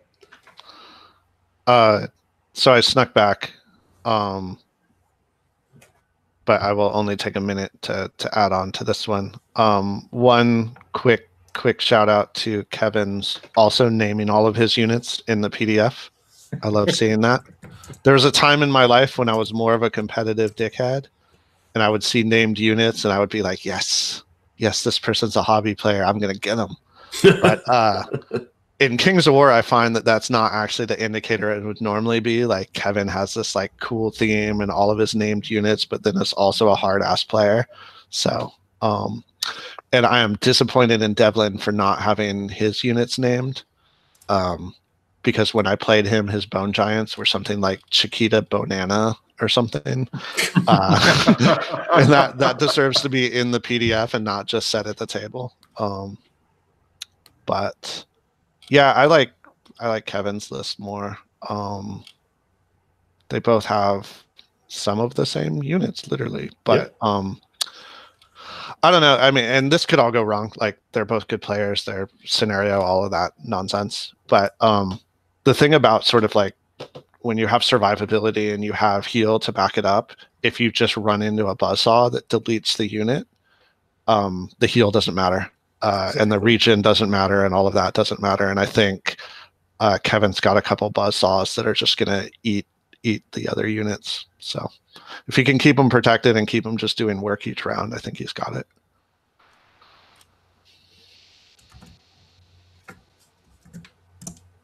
Put me in that boat also. That's a really, really tough list to go up with. What I do like is they've both been playing these lists or variations of it for like a while now. So this is not someone just finishing a list the night before and bringing it out and learning it through the tournament. These guys have been sort of training with these and coming in at the height of that list power for them. So that'll be cool to see.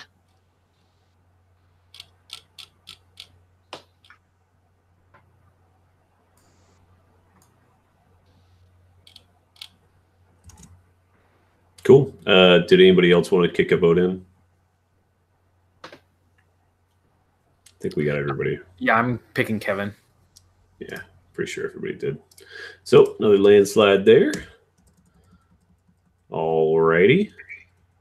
Table 10, we have Dan Cammack versus Pat Zoro Allen. And Jeremy, you've got Dan's list. I'll pull up Pat's list. Okay. Oh, Britton's back. I'm back. Okay, I thought you were just coming back for a second. No. Well, I'm going to disappear for literally a moment while I close the door, but that's it. Yeah, go for it. So this is another in the Blue City Brawler Tabletop Titans challenge, round 1 team challenge. So Dan Cammack, or as Ashley Mowat says from the now the Pacific or the Northeast, Hot Dan as he's referred to. Sun's out, guns out. So he's got a regiment of crossbowmen with Brew of Keeninus. He's playing Twilight Kin, obviously. He's got a regiment of buccaneers with Jar of the Four Winds, 2 troops of shadows, troop of gargoyles, 2 regiments of dark knights, with 1 with caterpillar, only 1 horde of dark scythe chariots with wine of elven kind, 2 twilight dragon breath, Dark Lord on a black dragon with Critter's Call and Blessing of the Gods, plus the lightning bolt that he comes with. That's interesting. A High Priestess of the Abyss mounted with Blood Boil and Amulet of the Fireheart and comes with Fireball. It's a nice little firing platform. Yeah. BSB with Diadem of Dragonkind, an Assassin, and then Cult of the Assassin formation, which is 1 assassin and 2 shadow troops. And what that gives them is each unit of shadows in the formation gain nimble and stealthy. And the assassin in the formation gains inspiring for shadows and the ensnare special rules. So it's cool. It's a nice little Twilight Kin list showing us like the other stuff in the army besides chariots. Fake list. It's a PDF. Okay, so I've got Patrick, Zoro, Allen, Lone Wolf 19. He starts at the top just to confuse me. I got all excited. I thought he was actually bringing Kingdoms of Men, but it's just an allied contingent where he's bringing a horde of berserkers and a colossal giant, the hot new sidekick in every army. And then it's undead, and it starts with a variation of the douche canoe. So it's 4 ghoul troops and then a horde of ghouls. I'm assuming because he has that formation later. So I don't know if this is the douche kayak, the like douche stand-up paddleboard, something. But that's a lot of ghouls. Soul Reaver infantry, one with the blade of slashing. Revenant on undead great burrowing worm. And he paid for the breath attack, vicious breath attack. Lady Alona, Morgoth's rotting retinue, Alona's thirstful coven. So the rotting retinue, I think, is giving the ghouls thunderous charge, which is fun and hilarious. And then the thirstful coven is the one we talked about earlier, where it's giving the Soul Reaver infantry and Alona fearless and some other +1 speed, I think, right? Yep. And then he has Apophis Champion of Death, which is the giant 75 by 75 flying crazy unit. So that's like, besides ghouls, that's not a lot of stuff at first, I think, for 2,300 really points.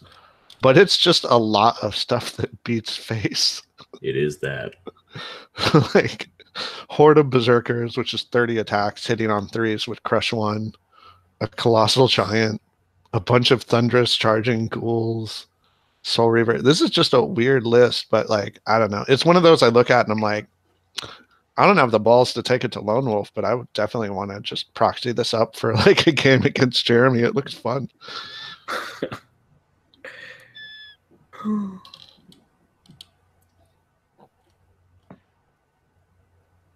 God, he's just doing all of his work with like 4 models. Yep. But he's ran a list like this before. He knows what to do. Yeah, I get it. I know. I mean, I would disagree. Like the Berserkers will do work. He has like, all right, nah, I'm talking myself back out of it because I'm like, he's got a horde of ghouls with Caterpillar and Thunderous 1, and okay, but they still hit on 4s, and we'll just be Thunderous 1. Yeah, I mean, he's so good with those ghouls. I mean, the ghouls are going to let him do whatever he wants to do. With the rest of the units. Before I start throwing in caveats, I actually have to read Dan's list because I was looking for Patrick's while you were reading it. Because if it's the one I'm thinking of in my head, there's going to be a lot of shot up or burned or toasty ghouls. Yeah, there's a fair amount of that. Yeah, this is just like the fake army Twilight Kin. They're a PDF. Come on. Has so many just little bit of shots, just like shots here, shots there, some more shots over here. Yeah, but enough to pick up a couple of ghouls every turn, you know. That's the thing. I feel like unless he moves quick, all that ghoul chaff's just gonna be gone. Yeah. And maybe that's enough. Maybe it's fine that he shoots the ghouls and then all of his big scary stuff actually starts just picking up dark elves. But I don't know.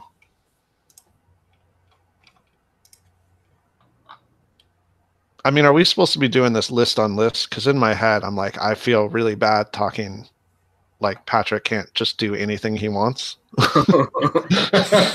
Like if this list had anyone else's name on it, yeah. I'd be like, oh yeah, the Dark Elves are just going to flatten all this and he's going to have 4 things left and it's not going to work. And then I'm like, oh, Patrick Zoro Allen. Well, maybe he knows way more than I do. Yeah, you look at the list and you're like, well, I don't really understand. And then you're just like, okay, maybe I'm not meant to understand until it beats me, you know? Yeah. So I don't know. He's hard to go against if he was like, I'm bringing 1 model. And you'd be like, what?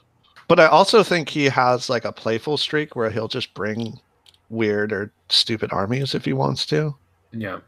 Or like do random deployment at a team tournament or do whatever. And so part of me is like, is this does he know a bunch we don't, or is he actually bringing a bad list and just trying to win with it anyways? Don't know.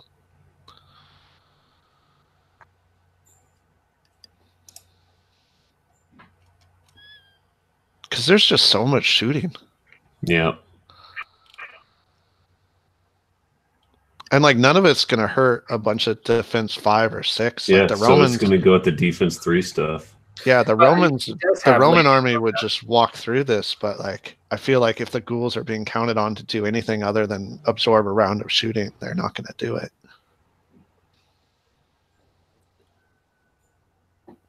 I think his other stuff is fasty and hitty enough. That's all he needs is a round or two.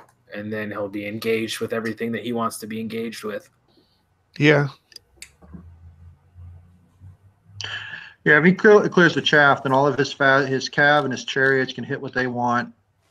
Chariots can, or yeah. I like Dan's list. He drank with me last year, so I'm giving it to Dan.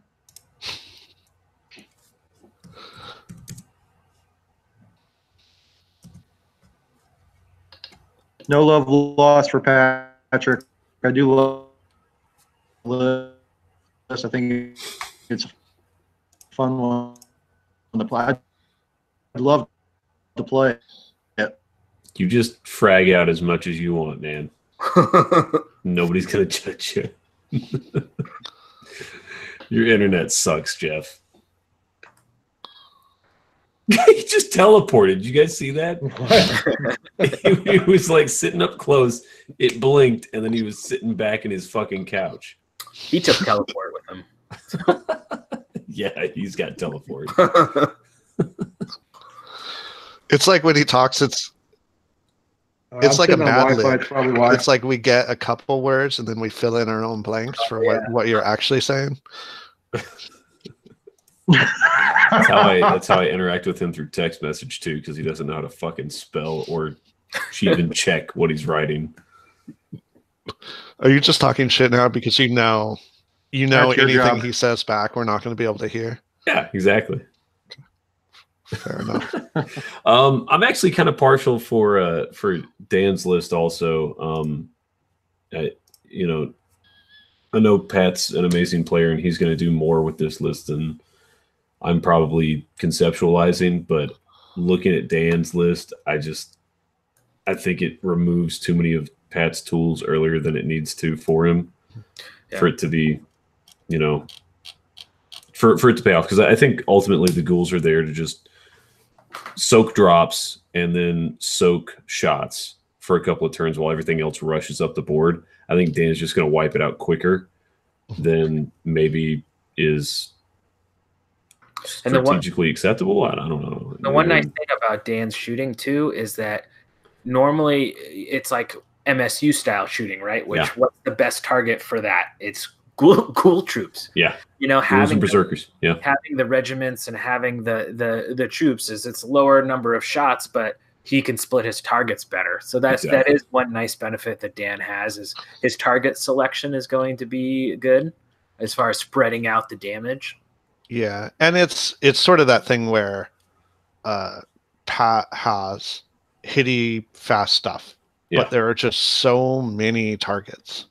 And as long as he keeps his sort of knights in a position where they can come in as a second line and start hurting, because he has knights, he has some other stuff that can do. He has a dragon. He has some stuff that'll hit. Once Pat gets stuck in, it's almost like I think Pat would rather see some big meaty shooting blocks and not these like little regiments and troops and dragon's breath, and it's like all of these single targets that he's gonna get in there and mess one of them up, and then all the rest will still be there.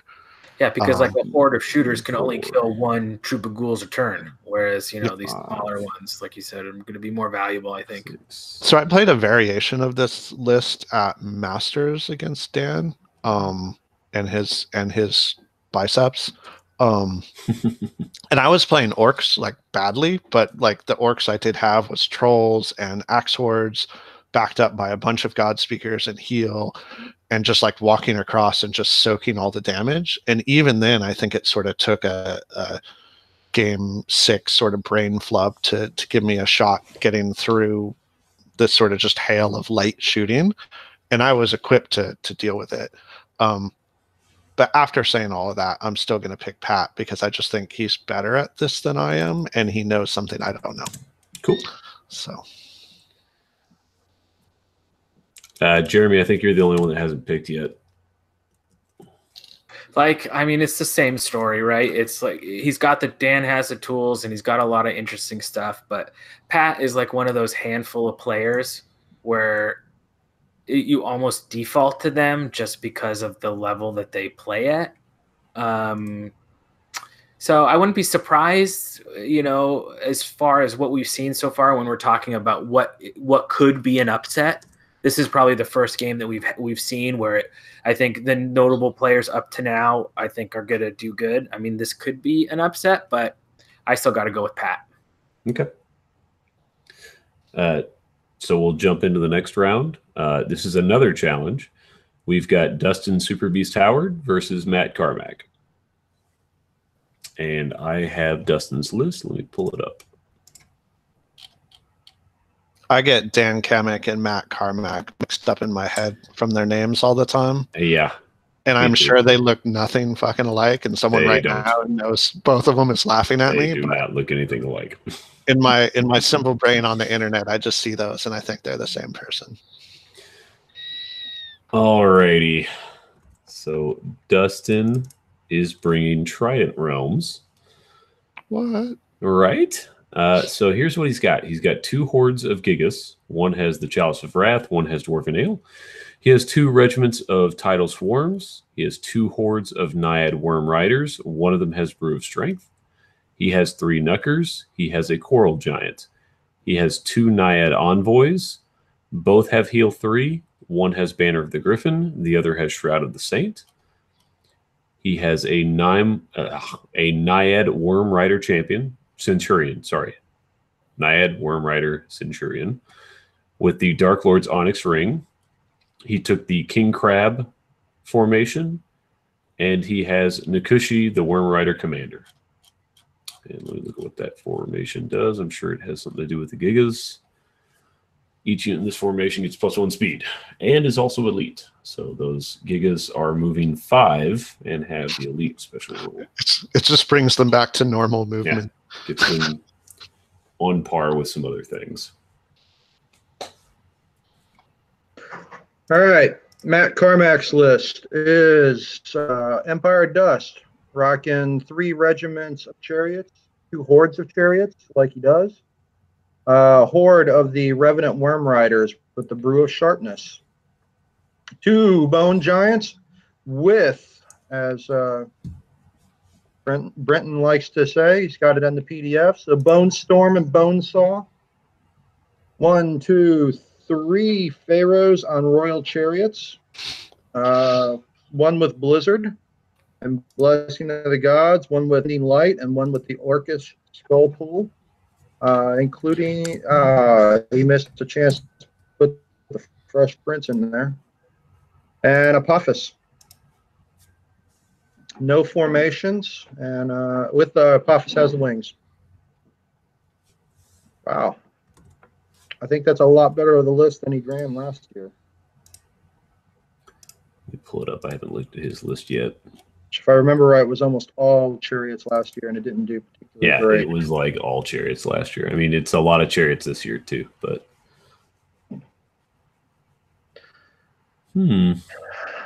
So the unfortunate part is he drew Superbeast for his first round, and well, he challenged him. Oh, he didn't really? draw him. He challenged him. Yeah. Punching out your weight class. Got to swing up to win. The good news is Dustin's still rocking the Monster Mash. Just a softer version of it. Yep.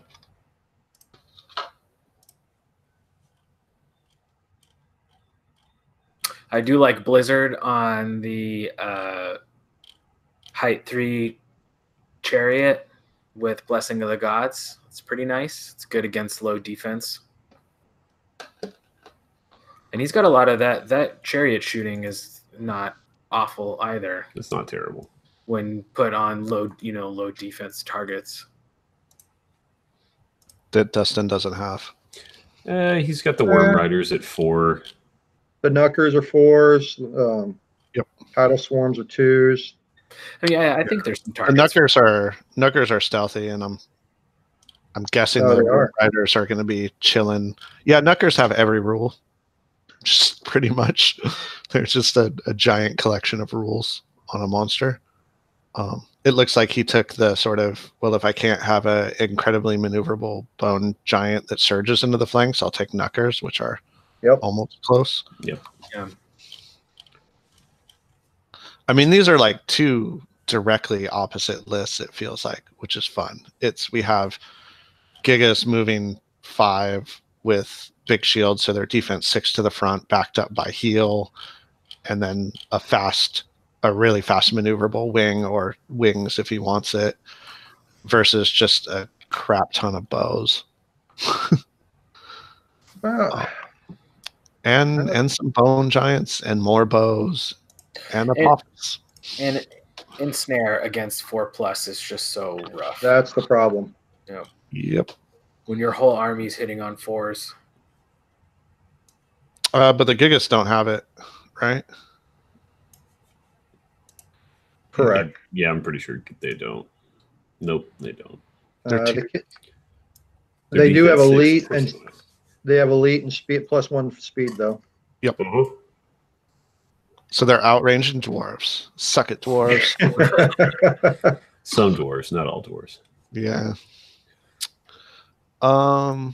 Yeah, I mean it's just a lot of, from Dustin's list, it is a lot of 50 by 50 base, like he always does, monsters. I mean, once you count in the Worm Rider Centurion and the Living Legend Worm Rider Commander, that's what, like 6 50 by 50, pretty fast. The Coral Giant's a little slow, but fast, hitty, maneuverable units running around. Yeah.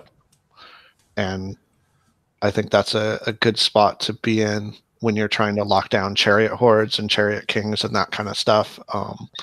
I just feel like there's a round where he's going to be able to throw something into almost everything in the opposite list and be sure that they're not going to kill him back. So the thing I don't like about Matt's list is all of his surge is coming from, if I'm not missing something, it's coming from his Pharaohs, which are on chariots, which should be doing other work. There's no cheap surge out there to get things. I don't know. I'm not super crazy with that. He's got a lot of surge. It's just if he's surging something, he's not charging something with him. Yeah. But, I mean, maybe wasting the turn charging something to get the surge off is more important. Well, against all this ensnare, absolutely. Yeah. I think that's what it's going to come down to. Can he get some tricky surge flanks and stuff? And again, the history is when you're playing against someone who, that's what they do. What they're noted for is doing an army that has surge. That's usually when it's tough to get surge off, when you're playing against someone who played surge themselves. He's developing those sight lines for all those surge stuff. This just takes repetition, takes games played, and Dustin has those. So that definitely will be a tool that's harder to use against. Not only is he a good player, but harder to use against a player who's familiar with how surge works. Yeah. So round 2, this army is going to catch. Jeff's internet has infected Britain. Round 1. On the side note, I'm super happy he named each of his kings, his pharaohs, one being the High King, one being the Crown Prince, and one being the False Prince. I'm also a fan of his use of all capitals and exclamation points for the Bone Giants.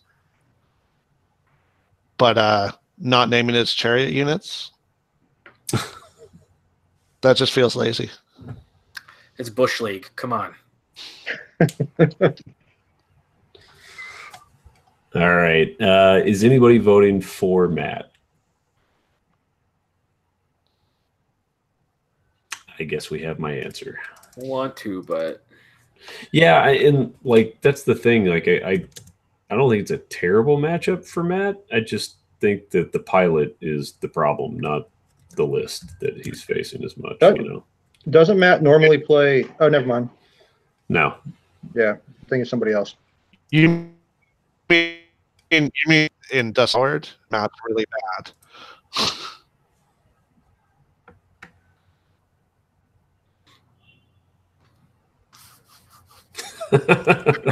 Just the most awkward of silences. Well, we couldn't hear what the hell you were saying. You went robot. So robot. you said the pilot was the problem. Yeah. And I was clarifying that you mean because he is up against a really good pilot in Dustin. Correct. Or were you just putting Matt Carmack's abilities on blast, that he's the problem, not his list? Matt's totally fine. The problem is the guy he's playing against, not the list. Oh, you want me to talk? I was hoping it was the other way, but all right. Table 12. We've got Drew Richardson versus Jose Vega.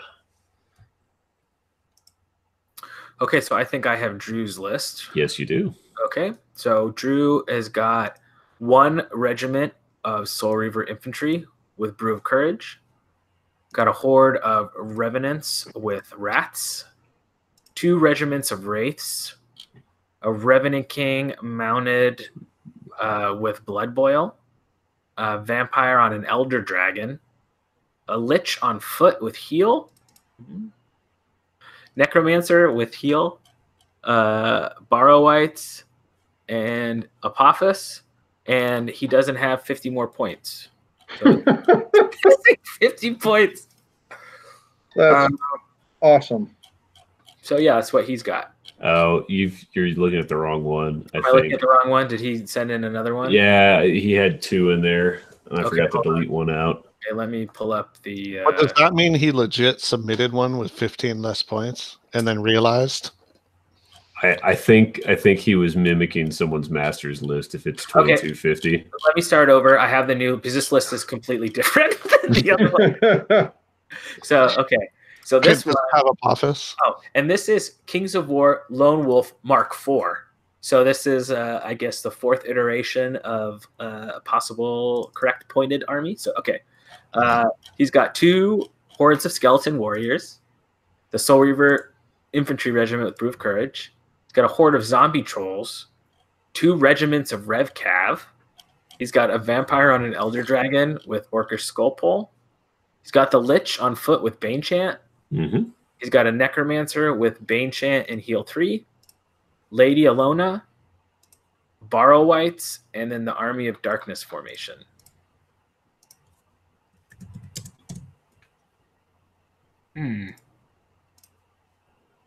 Okay, so just for the record, it's the KOW Lone Wolf Mark IV is the right list. I would assume so. I don't have my email up right now, but cool. I would guess that he went Mark IV after he went for the first submission.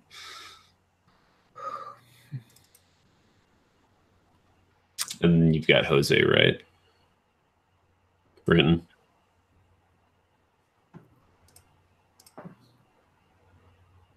Is that a yes?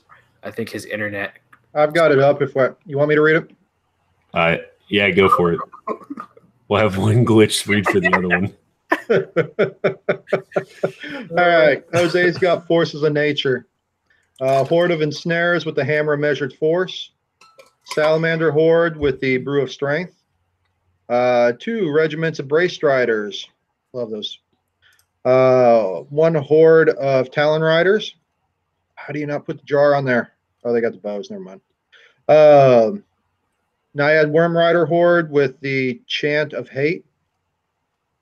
A Druid with Bane Chant. Riding a Stag with the Critter's Call. A Winged Unicorn with the Alchemist Curse. 2 Pegasi. 1 Beast of Nature with all the upgrades. Minus regen. And some woodland critters running around, a regiment of those, and a Dark Scythe Chariot Horde as allies.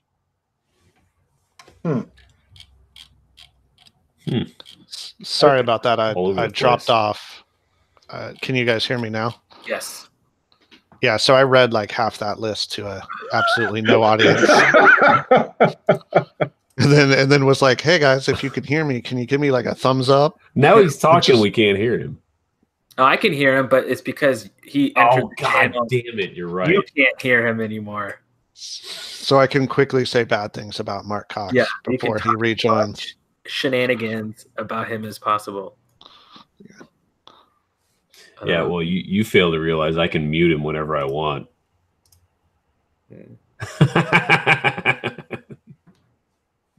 So I will say that there's some weird stuff in Drew's list a little bit. Like he has Alona and a Soul Reaver infantry regiment, but not the extra regiment and the formation, which is okay, I guess. The 2 regiments of Rev Cav. I don't know, Lich on foot. Usually Lich you want to mount, just it gives you so much more maneuverability. Borrowites is okay. It feels to me like a bunch of random stuff kind of thrown in. But I don't know. It's just my take on it, I guess. I agree. I'm not seeing a lot of synergy with that undead list. It's kind of all over the place. Or at least it might as well be a non-surging army in a lot of ways. Is it as equally all over the place as the Forces of Nature one is, or is it worse? I shouldn't say worse, just more. I don't know. It just seems like they threw everything into a bucket. We're like, I'm going to take this. No, I think I look at this nature list, and I can see what he's trying to do here. I mean, he's really going to dance around, do the shooting. He's got some chaff in there. He's got great grinding. Those 2 hordes are going to do a lot of work just holding shit up. And then the Bray Striders are going to control the forest. I don't hate the nature list. I don't hate it either. It's just, I mean, you got stuff thrown in there that just seems like it doesn't need to be there. Like the Dark Scythe chariots. They're the new hotness. Yeah, I know, but like, there's got to be something that you could have put in there. Like the woodland critters. Those are good, but like, that's not as good as they can be with the way that unit can be. There isn't anything in the list that's like the Dark Scythe chariots, though. Or in the nature list. So I could see why you'd bring that in if that's if you were looking for a shooting platform and a late charger. Yeah. And I mean, he just has enough shooting to put pressure on that 1 regiment of Soul Reaver infantry. And then you take that away. I mean, the regiments of Rev Cav really don't hit that hard. I mean, if they get a charge off, they can be okay. But I mean, with 2 Pegasuses, Beasts of Nature, he's got a lot of stuff that he can reach out and stop units for a turn if he needs to. And like the Ensnares and Salamanders in the middle, I mean, that is a lot to try to punch through. Maybe not super optimized either, but I think there's a little bit more of like I sense an idea a little bit more in this list than I do in the undead list. He can control terrain a lot better as well. So I don't know these players, and I'm sure they're nice people and they're going to have an awesome time. But like, I think this is stretching what we always sort of say about undead. It's like it is such a good list. It has so many good units that you can't like pick a bad list from it. And I think this is like trying to challenge that assumption. Like they're good units for the most part on their own. They're just like nothing seems to work together. And it just feels like the weird collection of Forces of Nature stuff is gonna, like, weirdly, I think just the little bit of shooting that Forces of Nature army is going to be clutch in this matchup, because there is almost nothing besides your vampire and undead elder dragon, your single big scary flyer, that's pushing the pace, that's really going to like speed the game up and be a huge threat, that you normally get from like undead lists. You normally get these really scary things that are saying, I don't care that I don't have shooting because I'm about to hit you with all of this horrible stuff. And I just think he'll be able to heal the skeletons, so they're not the target. But I see a lot of stuff just getting shot off the board.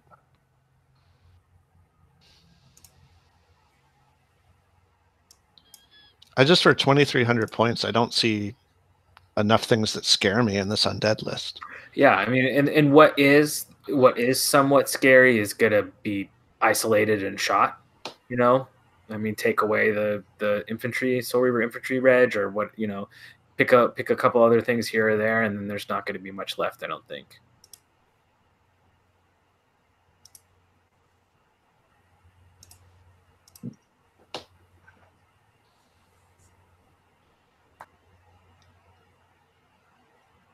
So are we ready to vote? Yes. Okay. Because the audio still has me not hearing anything that Britton is saying. So okay. I'm just trying to get off of... He shared his pearls of wisdom. Yeah. And now we can move on to the voting. Cool. You should have heard what he said about the Aggies. Oh, I could only imagine. So I'm going to go with Jose. If you guys want to tell me what y'all are going for, I'll note it down and we'll jump over to the next list. Yeah. Jose as well. Is that what Britton took? Yeah, Britton said Jose too. Cool. All right. That would be a landslide. Congrats, Jose. Won't be. You don't think it will be? Table 13, lucky 13. We have JP Scott versus Jeff Daniels. So I have JP's list. Where the hell is it? There it is. He is rocking Basileans. And he has a regiment of pentant. Oh, fuck it. He's got a regiment of mobs. Fucking too much alcohol. 2 hordes of Alohi. See, I can say that one. Whip of Celerity on one of them. 2 regiments of Paladin Knights. 1 Alohi. Retribution of the Heavens. Ogre Palace Guard. He's got a horde of that with Brew of Haste. 2 Paladins on High Elder Dragons. 1 has Blade of Slashing. 1 has Mace of Crushing. And that is it. Oh, and he's the Alohi formation is the Alohi and the Alohi hordes each get vicious. Because they needed that shit. They weren't good enough as they were. No, not by a long shot. Stop hating on my Alohi. Leave them alone. All right, I'm reading my own dog shit list, which I would like to say here and now I am 0-7 with. So about to be 0-12. About to be 0-12. It's gonna be a long beer drinking weekend. All right, so I took a herd list with Force Shambler allies, a horde of those. I took a tribe of warriors with Brew of Haste, a horde of those. 2 regiments of Longhorns, 1 with Celerity, 1 with the Orcish Skull Pole. Horde of Guardian Brutes with the Brew of Sharpness. A troop of dogs. 2 Stampedes, 1 with the Blessing of the Gods. A totem, which I'm modeling up to be a giant dick. A great chieftain with the wings of the honey maze, a centaur chief with the boots of the 7 leagues, 2 shamans, 1 mounted with the Fireheart amulet, both with heal, and the Cloven Stalkers formation. For Vanguard on the chieftain, the 2 Longhorn units, and the tribal warriors. Jesus, you're going to be halfway across the board. Yeah, but that Basilia list. Hang on, I'm going to reserve my.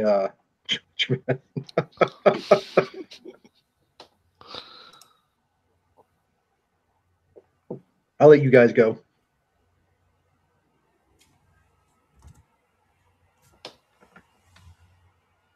I was waiting for Britton to talk. You know, he hasn't played much lately against double Alohi formation. Have you, Britton?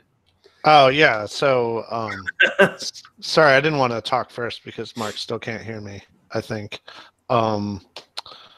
Yeah, I mean, I know you're probably being kind of self-deprecating and like, oh, it's my herd list is terrible and it's gonna push my shit in and all this stuff, but I actually think it might. This is just this is just not a list you want to see. Like Nope. I have no idea how good you are as a player versus him. But like this is really, really fast and really hard hitting and like, hey, we have 2 dragons and we have 2 knights and we have 2 Aloha hordes and we have Ogre Palace Guard that are slow, so we're going to also give them the Brew of Haste so they're a little faster. It's just all kinds of speed and hitting. His whole army is going to charge you in like 1 round, and that's just going to be uncomfortable. So I'm picking Basilia unless the Basilia player just fucks it all up and feels terrible about himself. So Yeah, I mean, basically that's sort of like how a list like this works is he sets everything up that he wants to do, and then he charges or blocks everything in the second or third turn. I mean, I think if we're going critiquing, I probably in this sort of list would rather have Nias in the Knight formation than the Horde of Ogre Palace Guard. I think that just fits a little bit better with a fast list like this. It gives you another blocking tool. And but that said, Ogre Palace Guard hit like a truck too. And he does have another that other infantry, the regiment. Pennant, I mean, it's okay. I guess that's there to help chaff for the Palace Guard. I mean, they're good, but that's really the having run a list very similar to this. I think having Nias in the Knight formation maybe is a little better, but I mean, those Elder Dragons, dash 20, defense 5, Iron Resolve. I mean, that's tough. I mean, you now have 4 fearless flying units, all with Iron Resolve. It's a lot to chew through. So I don't know. It's going to be tough, Jeff, I think. like there's some stuff I'm not sure I love in the I didn't even need to Basilia hear list. what Brenton was saying for that one. Yeah, I'm going with JP Scott for this one. Yeah, I choked when I opened up JP's list, and I looked at my own, and then felt worse than I did before. I will say this will be a fast game. This may well be the fastest turn 1 game. We may be done with 30 minutes on both clocks. So, yeah, I'm going to give it to JP as well. Enjoy your submarine. So I'm assuming we're going landslide for JP. That's what it looks like. Figured. All righty. Table 14, we have Roger Hedgpeth versus Tim Gleese. And Jeremy, I think you've got first read. Jeremy, you're on mute. Yeah, sorry about that. There okay, you go. I have Roger's. I can actually hear you. Okay. Okay, so I have Rogers list, who's playing Brotherhood. So we got some Brotherhood action in the tournament. That's cool. So he has 1, 2, 3, 4, 5 regiments of Villain Martyrs. He's got 2 regiments of Order of the Brotherhood. He's got 2 regiments of Order of the Redemption. Sorry, 3 regiments of Order of the Redemption. 1 has Caterpillar, 1 has Strength, and 1 is Naked. So a lot of regen in this list so far. Exemplar, he's got an Exemplar of the Brotherhood mounted with Loot. Devoted with Heal, Weakness, and Shroud of the Saint. He's got an Exemplar Forsaker with Brew of Haste. And then he's got the Undaunted Crusaders formation. So this is the one that got changed, which instead of Pathfinder, it gives the 2 regiments of Order of the Brotherhood speed 9. Along with, I think, the Exemplar in that formation gets speed 9. Yep. Yep. So each unit in that gets, so there's speed 9 instead of Pathfinder this year. Nice. Cool. So I do want to point out in that list that you just read, he put speed 9 into the little like area where someone would name their unit for the Order of the Brotherhood, and that is either he is forgetful and always forgets and screws himself, or he is an incredibly kind and generous opponent that put that in for when he hands you his list. So either way, good job putting speed 9 in the little section in between. But Tim Gleese's Lone Wolf list, he's running goblins. He has 2 hordes of trolls, 2 Maw Beast packs, 2 Fleabag Rider regiments, and 1 Fleabag Rider horde with the Brew of Sharpness again. 2 War Trombones, 1, 2, 3, 4? 3 Flaggots. All mounted. And then a Mincer. And then the joy of this list, 3 Colossal Giants. Kind of sad he didn't ally in a 4th Colossal Giant or have 3 normal Giants. But yeah. Thoughts? I'll go first. I play against Tim on a pretty regular basis. We actually put that 3rd giant in just recently. It's the tasty Viddle on the top. We didn't have another giant floating around. It's a good list. He's a good player. I think I've played Roger once, and I think he was playing a themed historical list at that point. And a decent player. I really like that goblin list that Tim plays. The Brotherhood list is pretty. I'm not crazy about those martyrs. Obviously, they're there for chaff. That's some expensive chaff.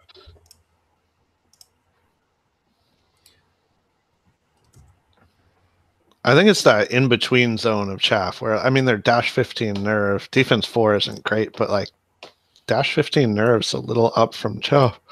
It just muddies up the board and lets him do what he wants with his other units. Yeah, it'll hold something up for a round. Yeah, what's interesting is I think this is the Brotherhood list that would have given that Rordia list problems versus the actual Brotherhood list that has to face it. From earlier. Yeah, I don't know. This Brotherhood list is really interesting. There's just so much regen and other toys running around. I mean, that's what, five night units that if they get charges off, are gonna start shredding some stuff. I don't know. How many forests is Mark putting out on this board? All of them. I mean, and it's like a lot of regen. I mean, he's got regen on the chaff, which is good, but those 3 orders of redemption, I mean, they hit pretty hard and can grind pretty well. I actually kind of like this Brotherhood list. I just love infantry regiments that you can just kind of sit around, and it just gives you a lot of interesting tools. You know, backfield objective sitting, and they are a little bit, you know, on the expensive side. That's true, but I mean, with the dash 15 regeneration, at least gives them some defense against like chip shooting and stuff like that. So, but triple Colossal Giant is really good and very tough. Yes. Well, he's also got the 3 Flaggots that are running around chaffing things up or stripping TC off something. Yep. And the Maw Beast packs are no slouches themselves. The way the list plays is pretty synergetic. And like you said, those regiments of knights against the Colossal Giants with no thunderous charge, they're going to do nothing. I mean, it's going to take multiple turns to kill a Colossal Giant. Yeah, so I think this Brotherhood list is a lot of fun. I think it's neat. Yeah. I think it's going to have trouble with the amount of just sort of random stuff the goblins have. And then, yeah, once the Colossals are in on a non-charging knight unit, I don't care about your regen or thunderous charge or whatever. I was hoping to see more Colossal Giants in the field at Lone Wolf than there were players. And this is the only one trying to like redress that balance. I saw one got allied into Patrick, so he's doing the Lord's work there. But here's one player bringing 3 of them, trying to get back to that ratio. So I have to support that effort and go with Tim. We haven't seen as much Blizzard as I would have thought too by now. We're seeing way more Apophis, like whatever that guy, than I expected, and a lot less Blizzard and Colossal Giants. So far. So thanks for that, internet. You were wrong. What do you think, Mark? So normally when games like this come up, I generally pick in favor of Tim. Tim's a good player. Tim usually plays really solid lists. I don't know why every time I pick Tim to win a game, he doesn't. So this time I'm going to try and help him out. I'm going to pick Roger to win this game. And I like Brotherhood too. So, I mean, I think it's a fun list with all the region and shit running around. And I just can't make Brotherhood work. So we'll see if Roger can. Is it clocks at Lone Wolf? Are they on clocks? Someone know? You doing clocks, Mark? It's optional. Is it optional? Yeah, so it's you'll have the option of using a clock in 3 of your games. You go up to your opponent and you say, "Hey, I'll play a game on the clock if you want to," and if they say yes, cool. If they say no, it's nothing against you. You get marked down as attempting to do it, and if you do it at least 3 times, you'll get 3 bonus points or 6 bonus points or something for your sports score. So just a little incentive to try and get people to try them and stay on time. Yeah, this would be sorry, go ahead, Brendan. I was thinking all that region, at least for me, would start to be a clock problem in the middle of the game. So you're rolling like 8 different units region. Yeah. I mean, this would be a fun, I like the flavor of this Brotherhood list. And if I wouldn't actually kill myself after having to paint that many horses, I would love it's taken me 6 months to do 1 regiment of cav, let alone a full army. I'd just kill myself. But I think when this list probably works well, it's probably a lot of fun to play. You got a lot of units running into stuff, but like what Britton said, man, once those 3 Colossal Giants get engaged, it's just, you just can't chew through them. You just can't. It's just too tough. They're too durable. So I'm going to go with Tim in this one. Okay. Jeff, is that your pick too? Yeah. Okay. And I'm assuming Brenton was picking. Are you going with Tim? Yep. Okay, yeah, he's going with Tim. Yeah, that's 3 Colossal Giants based on the context clues. Let's see, what initial do I need? D. There we go. Okay, cool. Let's hop into table 15. We've got Mike Deter versus Nick Mikelonis. So I will pull up Nick's list. No, I've got Mike's list. My bad. I will pull up Mike. Where are you at? There it is. Mike was my partner at BCB last weekend. We got our asses kicked. All righty. He is bringing elves. He is taking a horde of kindred archers with the heart-seeking chant. He has 2 regiments of palace guards. He has a horde of forest shamblers. He has a regiment of Stormwind Cav with the Pipes of Terror. He has a horde of Dracons with the Caterpillar, 2 Bolt Throwers, an Elf Mage with Drain Life 6, a Dragon Kindred Lord, a Tree Herder, and he has 2 troops of Battle Cats. And did he take a formation? He did not. Okay. So that is his list. All right, Nick. He is rocking. Ratkin. Yeah. 27, 29, 31 unit strength. Love it. All right, Ratkin with Forces of the Abyss toward allies. 2 hordes of tortured souls flying around doing what they do. 1, 2, 3, 4 units of hordes of tunnel slaves. 3 units of hordes of shock troops. 2 hordes of blight.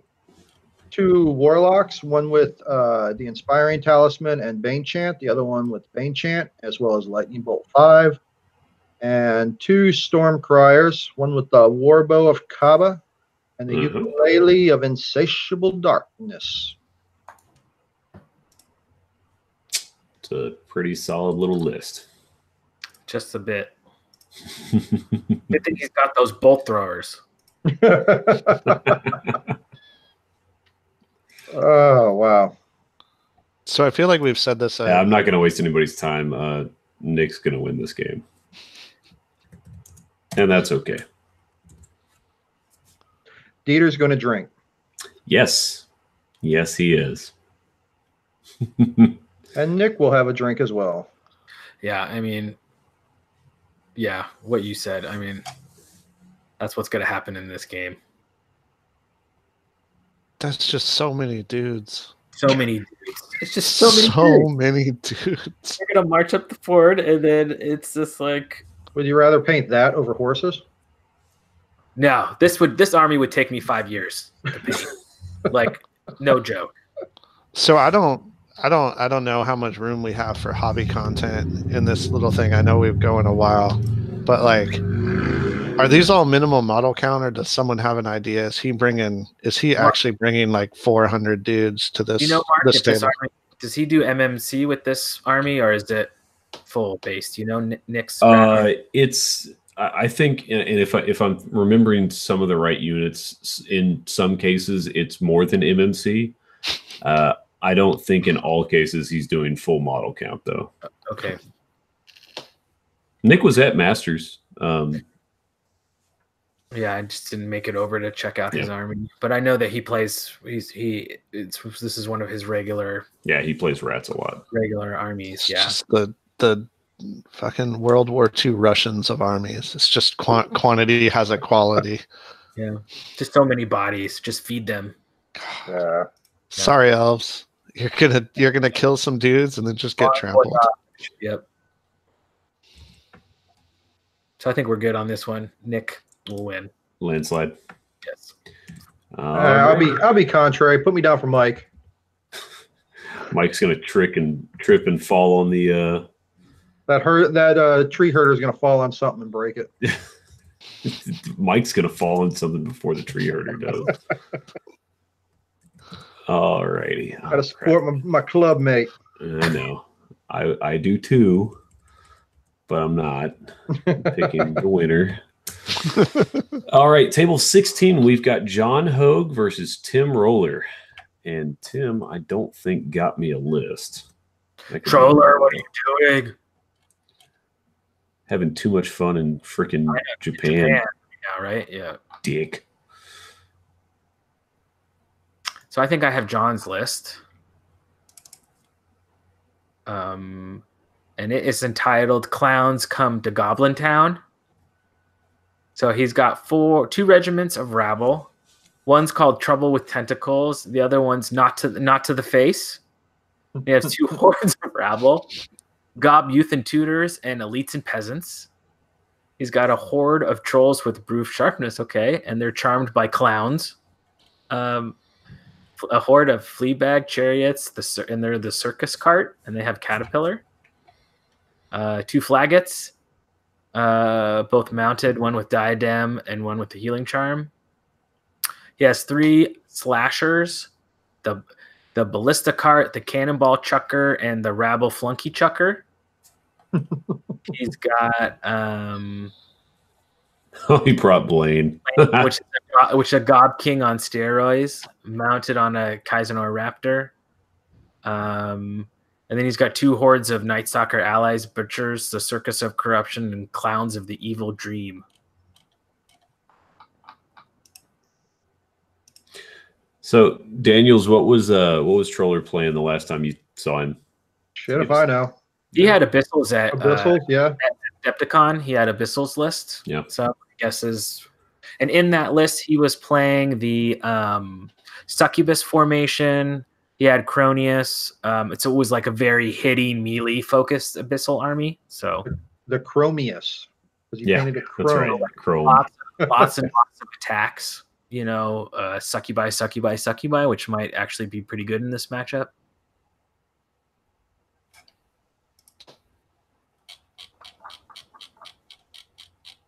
But you know what? He could be doing his werewolves. We don't know because he didn't turn in a list. Yeah, so who knows what is in the mind of Troller.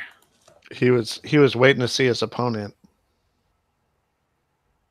and then pull out something specifically built to kill clowns coming to Goblin Town.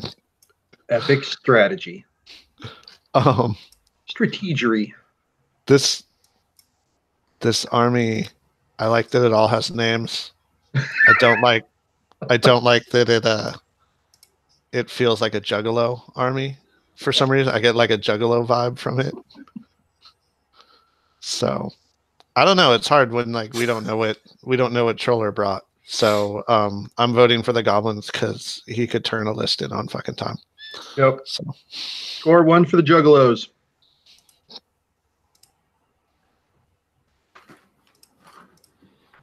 I'm gonna go with Troller, just the wild card. He had the highest attrition at Adepticon. He just was smoking people. And he's not here, so someone should defend him. So I will defend him and pick the mystery bag. What's behind door number 1? That is Troller. So it's clowns. All right. So the other folks are going with John. yes. Daniels. As nods so that you can see the visualness of what he says. I've got him pulled up on my main screen so I can see him. All right. Daniel's there, Mark there, and Britton there. Okay. 2 left. We have table 17, and this is one of our other challenges. We had 14 challenges through this tournament, which good makes it easier on me as a TO because it's less randomness to worry about when they're all setting their own matchups. So we have clicked off of it. Matt Young versus Nathan Arnold, and I have Matt's list. Let's see if it's any different than the last time I remember looking at it. Yep, he's still bringing ogres. He has 2 regiments of red goblins. He has 2 regiments of berserker braves. He has 2 hordes of hunters. 1 has the brew of strength. 2 hordes of boomers. He has an army standard bearer with the banner of the griffin. He has a warlock with the healing charm. He has 1, 2, 3 boomer sergeants. He has a colossal giant. He is Namakogrok and Grakamak Scouts formation, which I think does stuff to the hunters. 2 hunter hordes, 2 red goblin regiments. Each unit in this formation is granted the nimble special rule. Okay, so not the thing I was thinking of. That's pretty cool. All right. And I have Nathan's list, which is salamanders. And pretty vanilla list here. Horde of Primes with basically come with Crush 1 and Pathfinder. 2 hordes of Tyrants with all the special rules. They're awesome. Horde of Gecko Skyriders, and when you click them, they automatically come with a Jar of the 4 Winds, as they should. A horde of the Ancients on Rhinosaurs with Pathfinder. 3 Leakodons. 1 Herald with the Banner of the Griffin. 1 Mage Priest with Martyr's Prayer and the Amulet of the Fireheart and Fireball 10 with Elite. Battle Captain with the Wings of the Honey Maze. Clan Lord on Fire Drake without wings. And the Holy Scripture. Huh. And Abigail the Wonder Slut. Greater Fire Elemental of Awesome. Wow.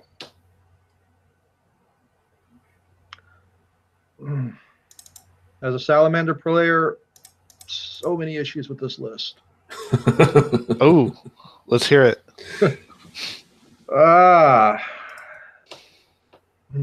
First off, Lakedons, it's a personal preference, but Comodons are so much better, and they're only a few points more. Go fuck yourself. Man, I've played Matt with that ogre list. It's rock solid. He knows how to play it, and Those salamanders do not want to see ensnare. And if he positions those right, they're probably going to be somewhere floating around the woods, and that's just bad news. He's also got way more unit strength than Nathan does. God, I'd love to see the Tyrant formation in here. Those regiments are awesome with Strider. And I'm not super crazy about the Ancients on Rhinosaurs. They hit like a truck of, bricks, but they just get focus fired on. Yep. Especially when that clan lord's not flying. And yeah, he gave the battle captain wings, but I got to give it to Matt. Yeah, so It's a solid choice. From my side, I'm looking at what, like in Matt's list, 60 piercing 1 breath. Yeah. Between the sergeants and the boomers. And then you have a bunch of nimble guys who are just getting in the way, doing terrible things, and a colossal giant, which is just pushing it over the edge. I don't know good or bad on that salamander list as well. I don't know the salamanders super great, but this there's some scary stuff in this ogre list, and some less scary stuff that I think is just gonna serve a purpose to make the scary stuff more efficient.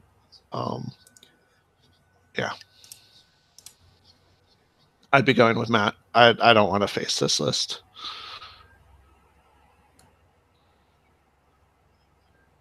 Yeah, I think Matt is known as one of the better ogre players in the country, and that's for a reason.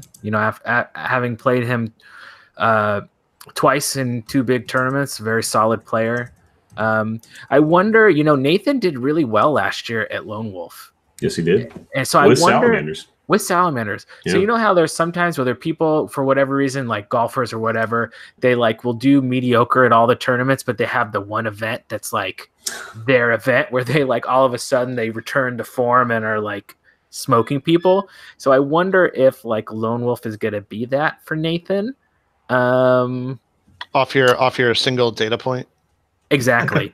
Yeah, Lone Wolf 2020. I'll take that as an answer when he's been hot twice. I'm really using science here. The question is, which one of these 5 fellows will purchase for me my Whataburger on lunch?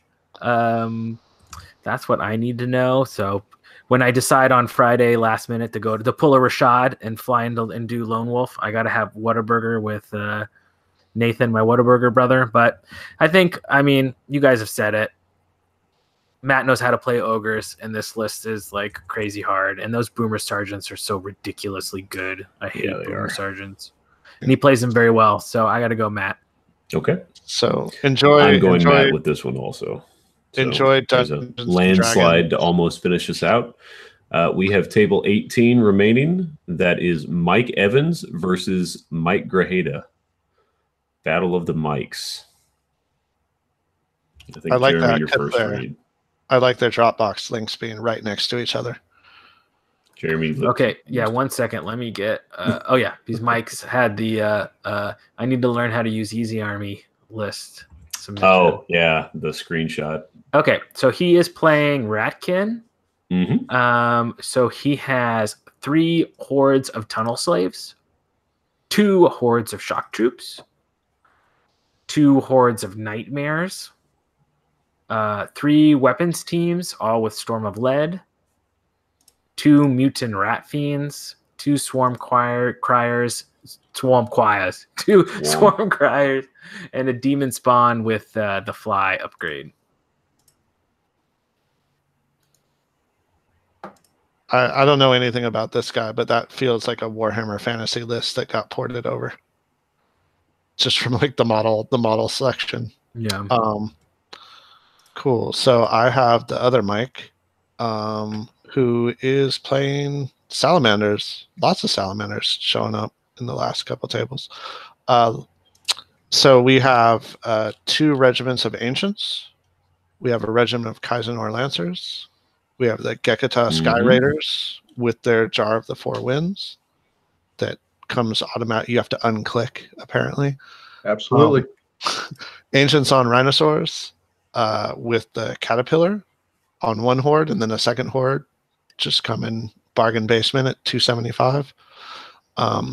We have a clan lord mounted on a Kaisenor Raptor with Banner of the Griffin. Mage priest with heal and Shroud of the Saint. And then a second mage priest with weakness and Martyr's Prayer. So a lot of utility kicking around in those two. We have a battle captain mounted, Skylord with the Blade of the Beast Slayer, and then the Inspiration of the Ancients formation. And that is the one that gives the Ancients Regiment some inspiring and some other stuff. Yeah. And the clan lord gets Rally 1. Ooh. So he's got Rally 2 with that Griffin banner on there. Yeah. I like that. That formation's great. Synergies. And then we have the Greater Fire Elemental for some more piercing, shooting, fighting ability.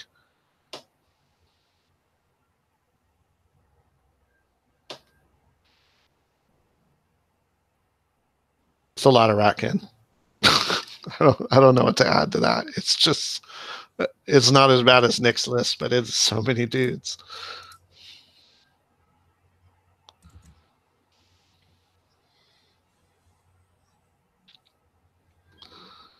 I don't know. Do you have shit to talk about this Salamander list, or is this more your style?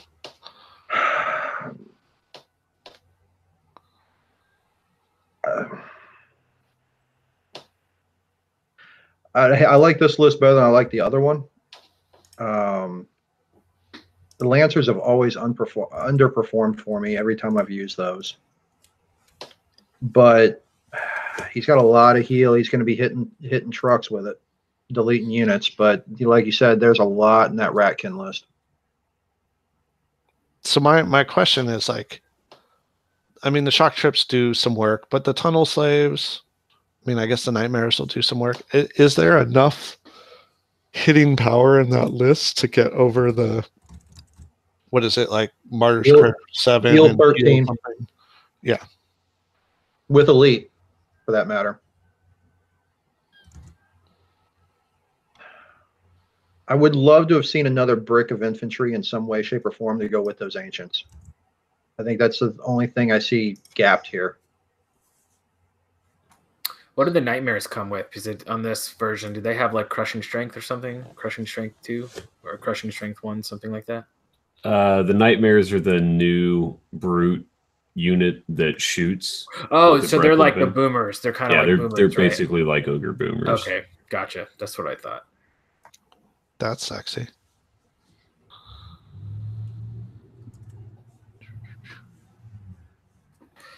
Just so many bodies. Whenever I see rat lists like this, I'm like, dude, there's not enough turns in the game to ever kill anything. It's just, I always feel so discouraged when playing against a list like this.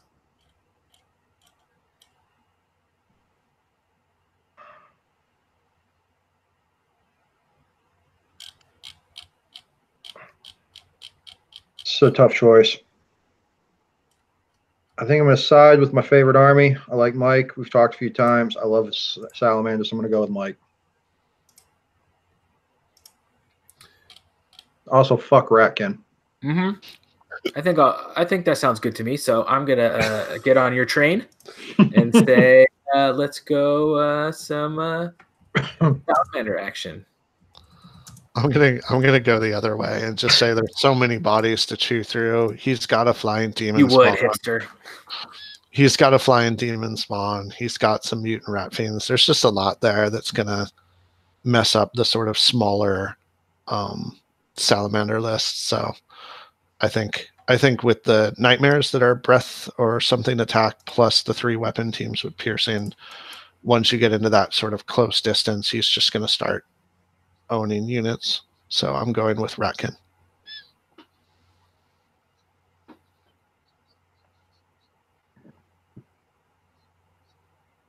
Mark, that's you. Alrighty, so he's going Ratkin, huh? Yep. Yes. Yeah, I'm a few seconds behind. I had the actual YouTube page pulled up and I was listening to what he was saying because it had let me listen to it through that, but not through this for some fucking reason. You know, I like where Brenton's going. I kind of agree with him. I think that this rat list has the tools that it needs to be able to crack the salamander list. Those mutant rat fiends can be an absolute fucking bitch if they get in, or if you let them get a flank. Like they'll start doing a lot of fucking damage. Couple that with a demon spawn. He's got 3 big beefy monsters that put out a lot of attacks and do a lot of wounds all at once. 2 hordes of shock troops is always something to really worry about. He's got walls of slaves to help play off with that. It's a solid list. I mean, he's not trying to do anything tricky with items at all either. It's just a straight, short range shooting, but it wants to play combat in the end, and he's going to use those to strike something home. So I think if he's on his game and he's aware of how to use those tools, I think he can absolutely take out the Lizardman list. At least that's what it's looking like to me. So that would do it. It's a 2-2 tie on that last table. Welp. We're about done for the night. We're going to pick it back up. I had a scheduling conflict. I know we said Monday and Wednesday originally in the poll. Wednesday's not on the table for me anymore, guys. So it's going to have to be Thursday or maybe Friday if something falls through there, but probably Thursday. We'll post that up once it's official, but it should be Thursday at this point. Again, if you guys want to read the lists, all of the lists are out there on the Dropbox, which is on the Lone Wolf Facebook page post.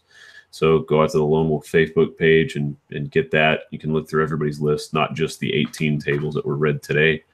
Hopefully all these guys will be back. I know some of you have conflicts on certain days. So, guys, if you have thoughts and you're not able to make the Wednesday cast, shoot me some info on what you guys think the winners are going to be, or, your dark horses or your favorite list, that type of thing. And I'll make sure that we read that out at the end. Before we break, do you guys have anything you want to throw out there? Say, pimp your event, whatever. Well, for me, it's August is Bayou. So if you've never been down, we've been going for a long time. It's a good time. I think this year is 15 or 16 years. And it's August. I think it's the second weekend of August. It's like August 10, 11 that weekend. Yeah. And it's BayouBattles.com. Yeah, and I'll quickly pimp. End of September, Bay of Kings in the San Francisco Bay Area. We'll have more detail up at bayofkings.com. And we are not 16 years old. We're like, this is our 3rd year, and we are started doing it by grit and determination and bootstrapping ourselves up here. So like anyone who comes out, we'll show you a good time. We'd love to have you. Our scene is small, but very passionate. So it'll be a good time. Yeah, we have a lot of people traveling in this year from Texas. The Jesse Cornwell will bring it in. We have a bunch of people from the Pacific Northwest. So there'll be maybe 2 or 3 times as many people traveling in as our actual local guys. But it's a beautiful time of year for the Bay Area. Bay Area is a bunch of cool stuff to go do outside of the tournament. So any questions, hit Brenton or myself up, Bay Kings. Yep. You guys have like a website? Oh, yeah, BayofKings.com. Okay, cool. He said it, but you couldn't hear him. Yeah. Perfect. All right. Well, it was a fun, almost. I don't know what you're doing, but whatever. Oh, just don't mind me. I try not to. Yeah, I can't hear the one that I want to hear, and then I have to hear you. Oops. Oh, man. That was a fun 3 hours. I'm getting a little pumped now. All right, guys. See you guys in a couple of days. We'll do the rest of the tables and then tournament next week. Appreciate it. Yeah. See ya. Later.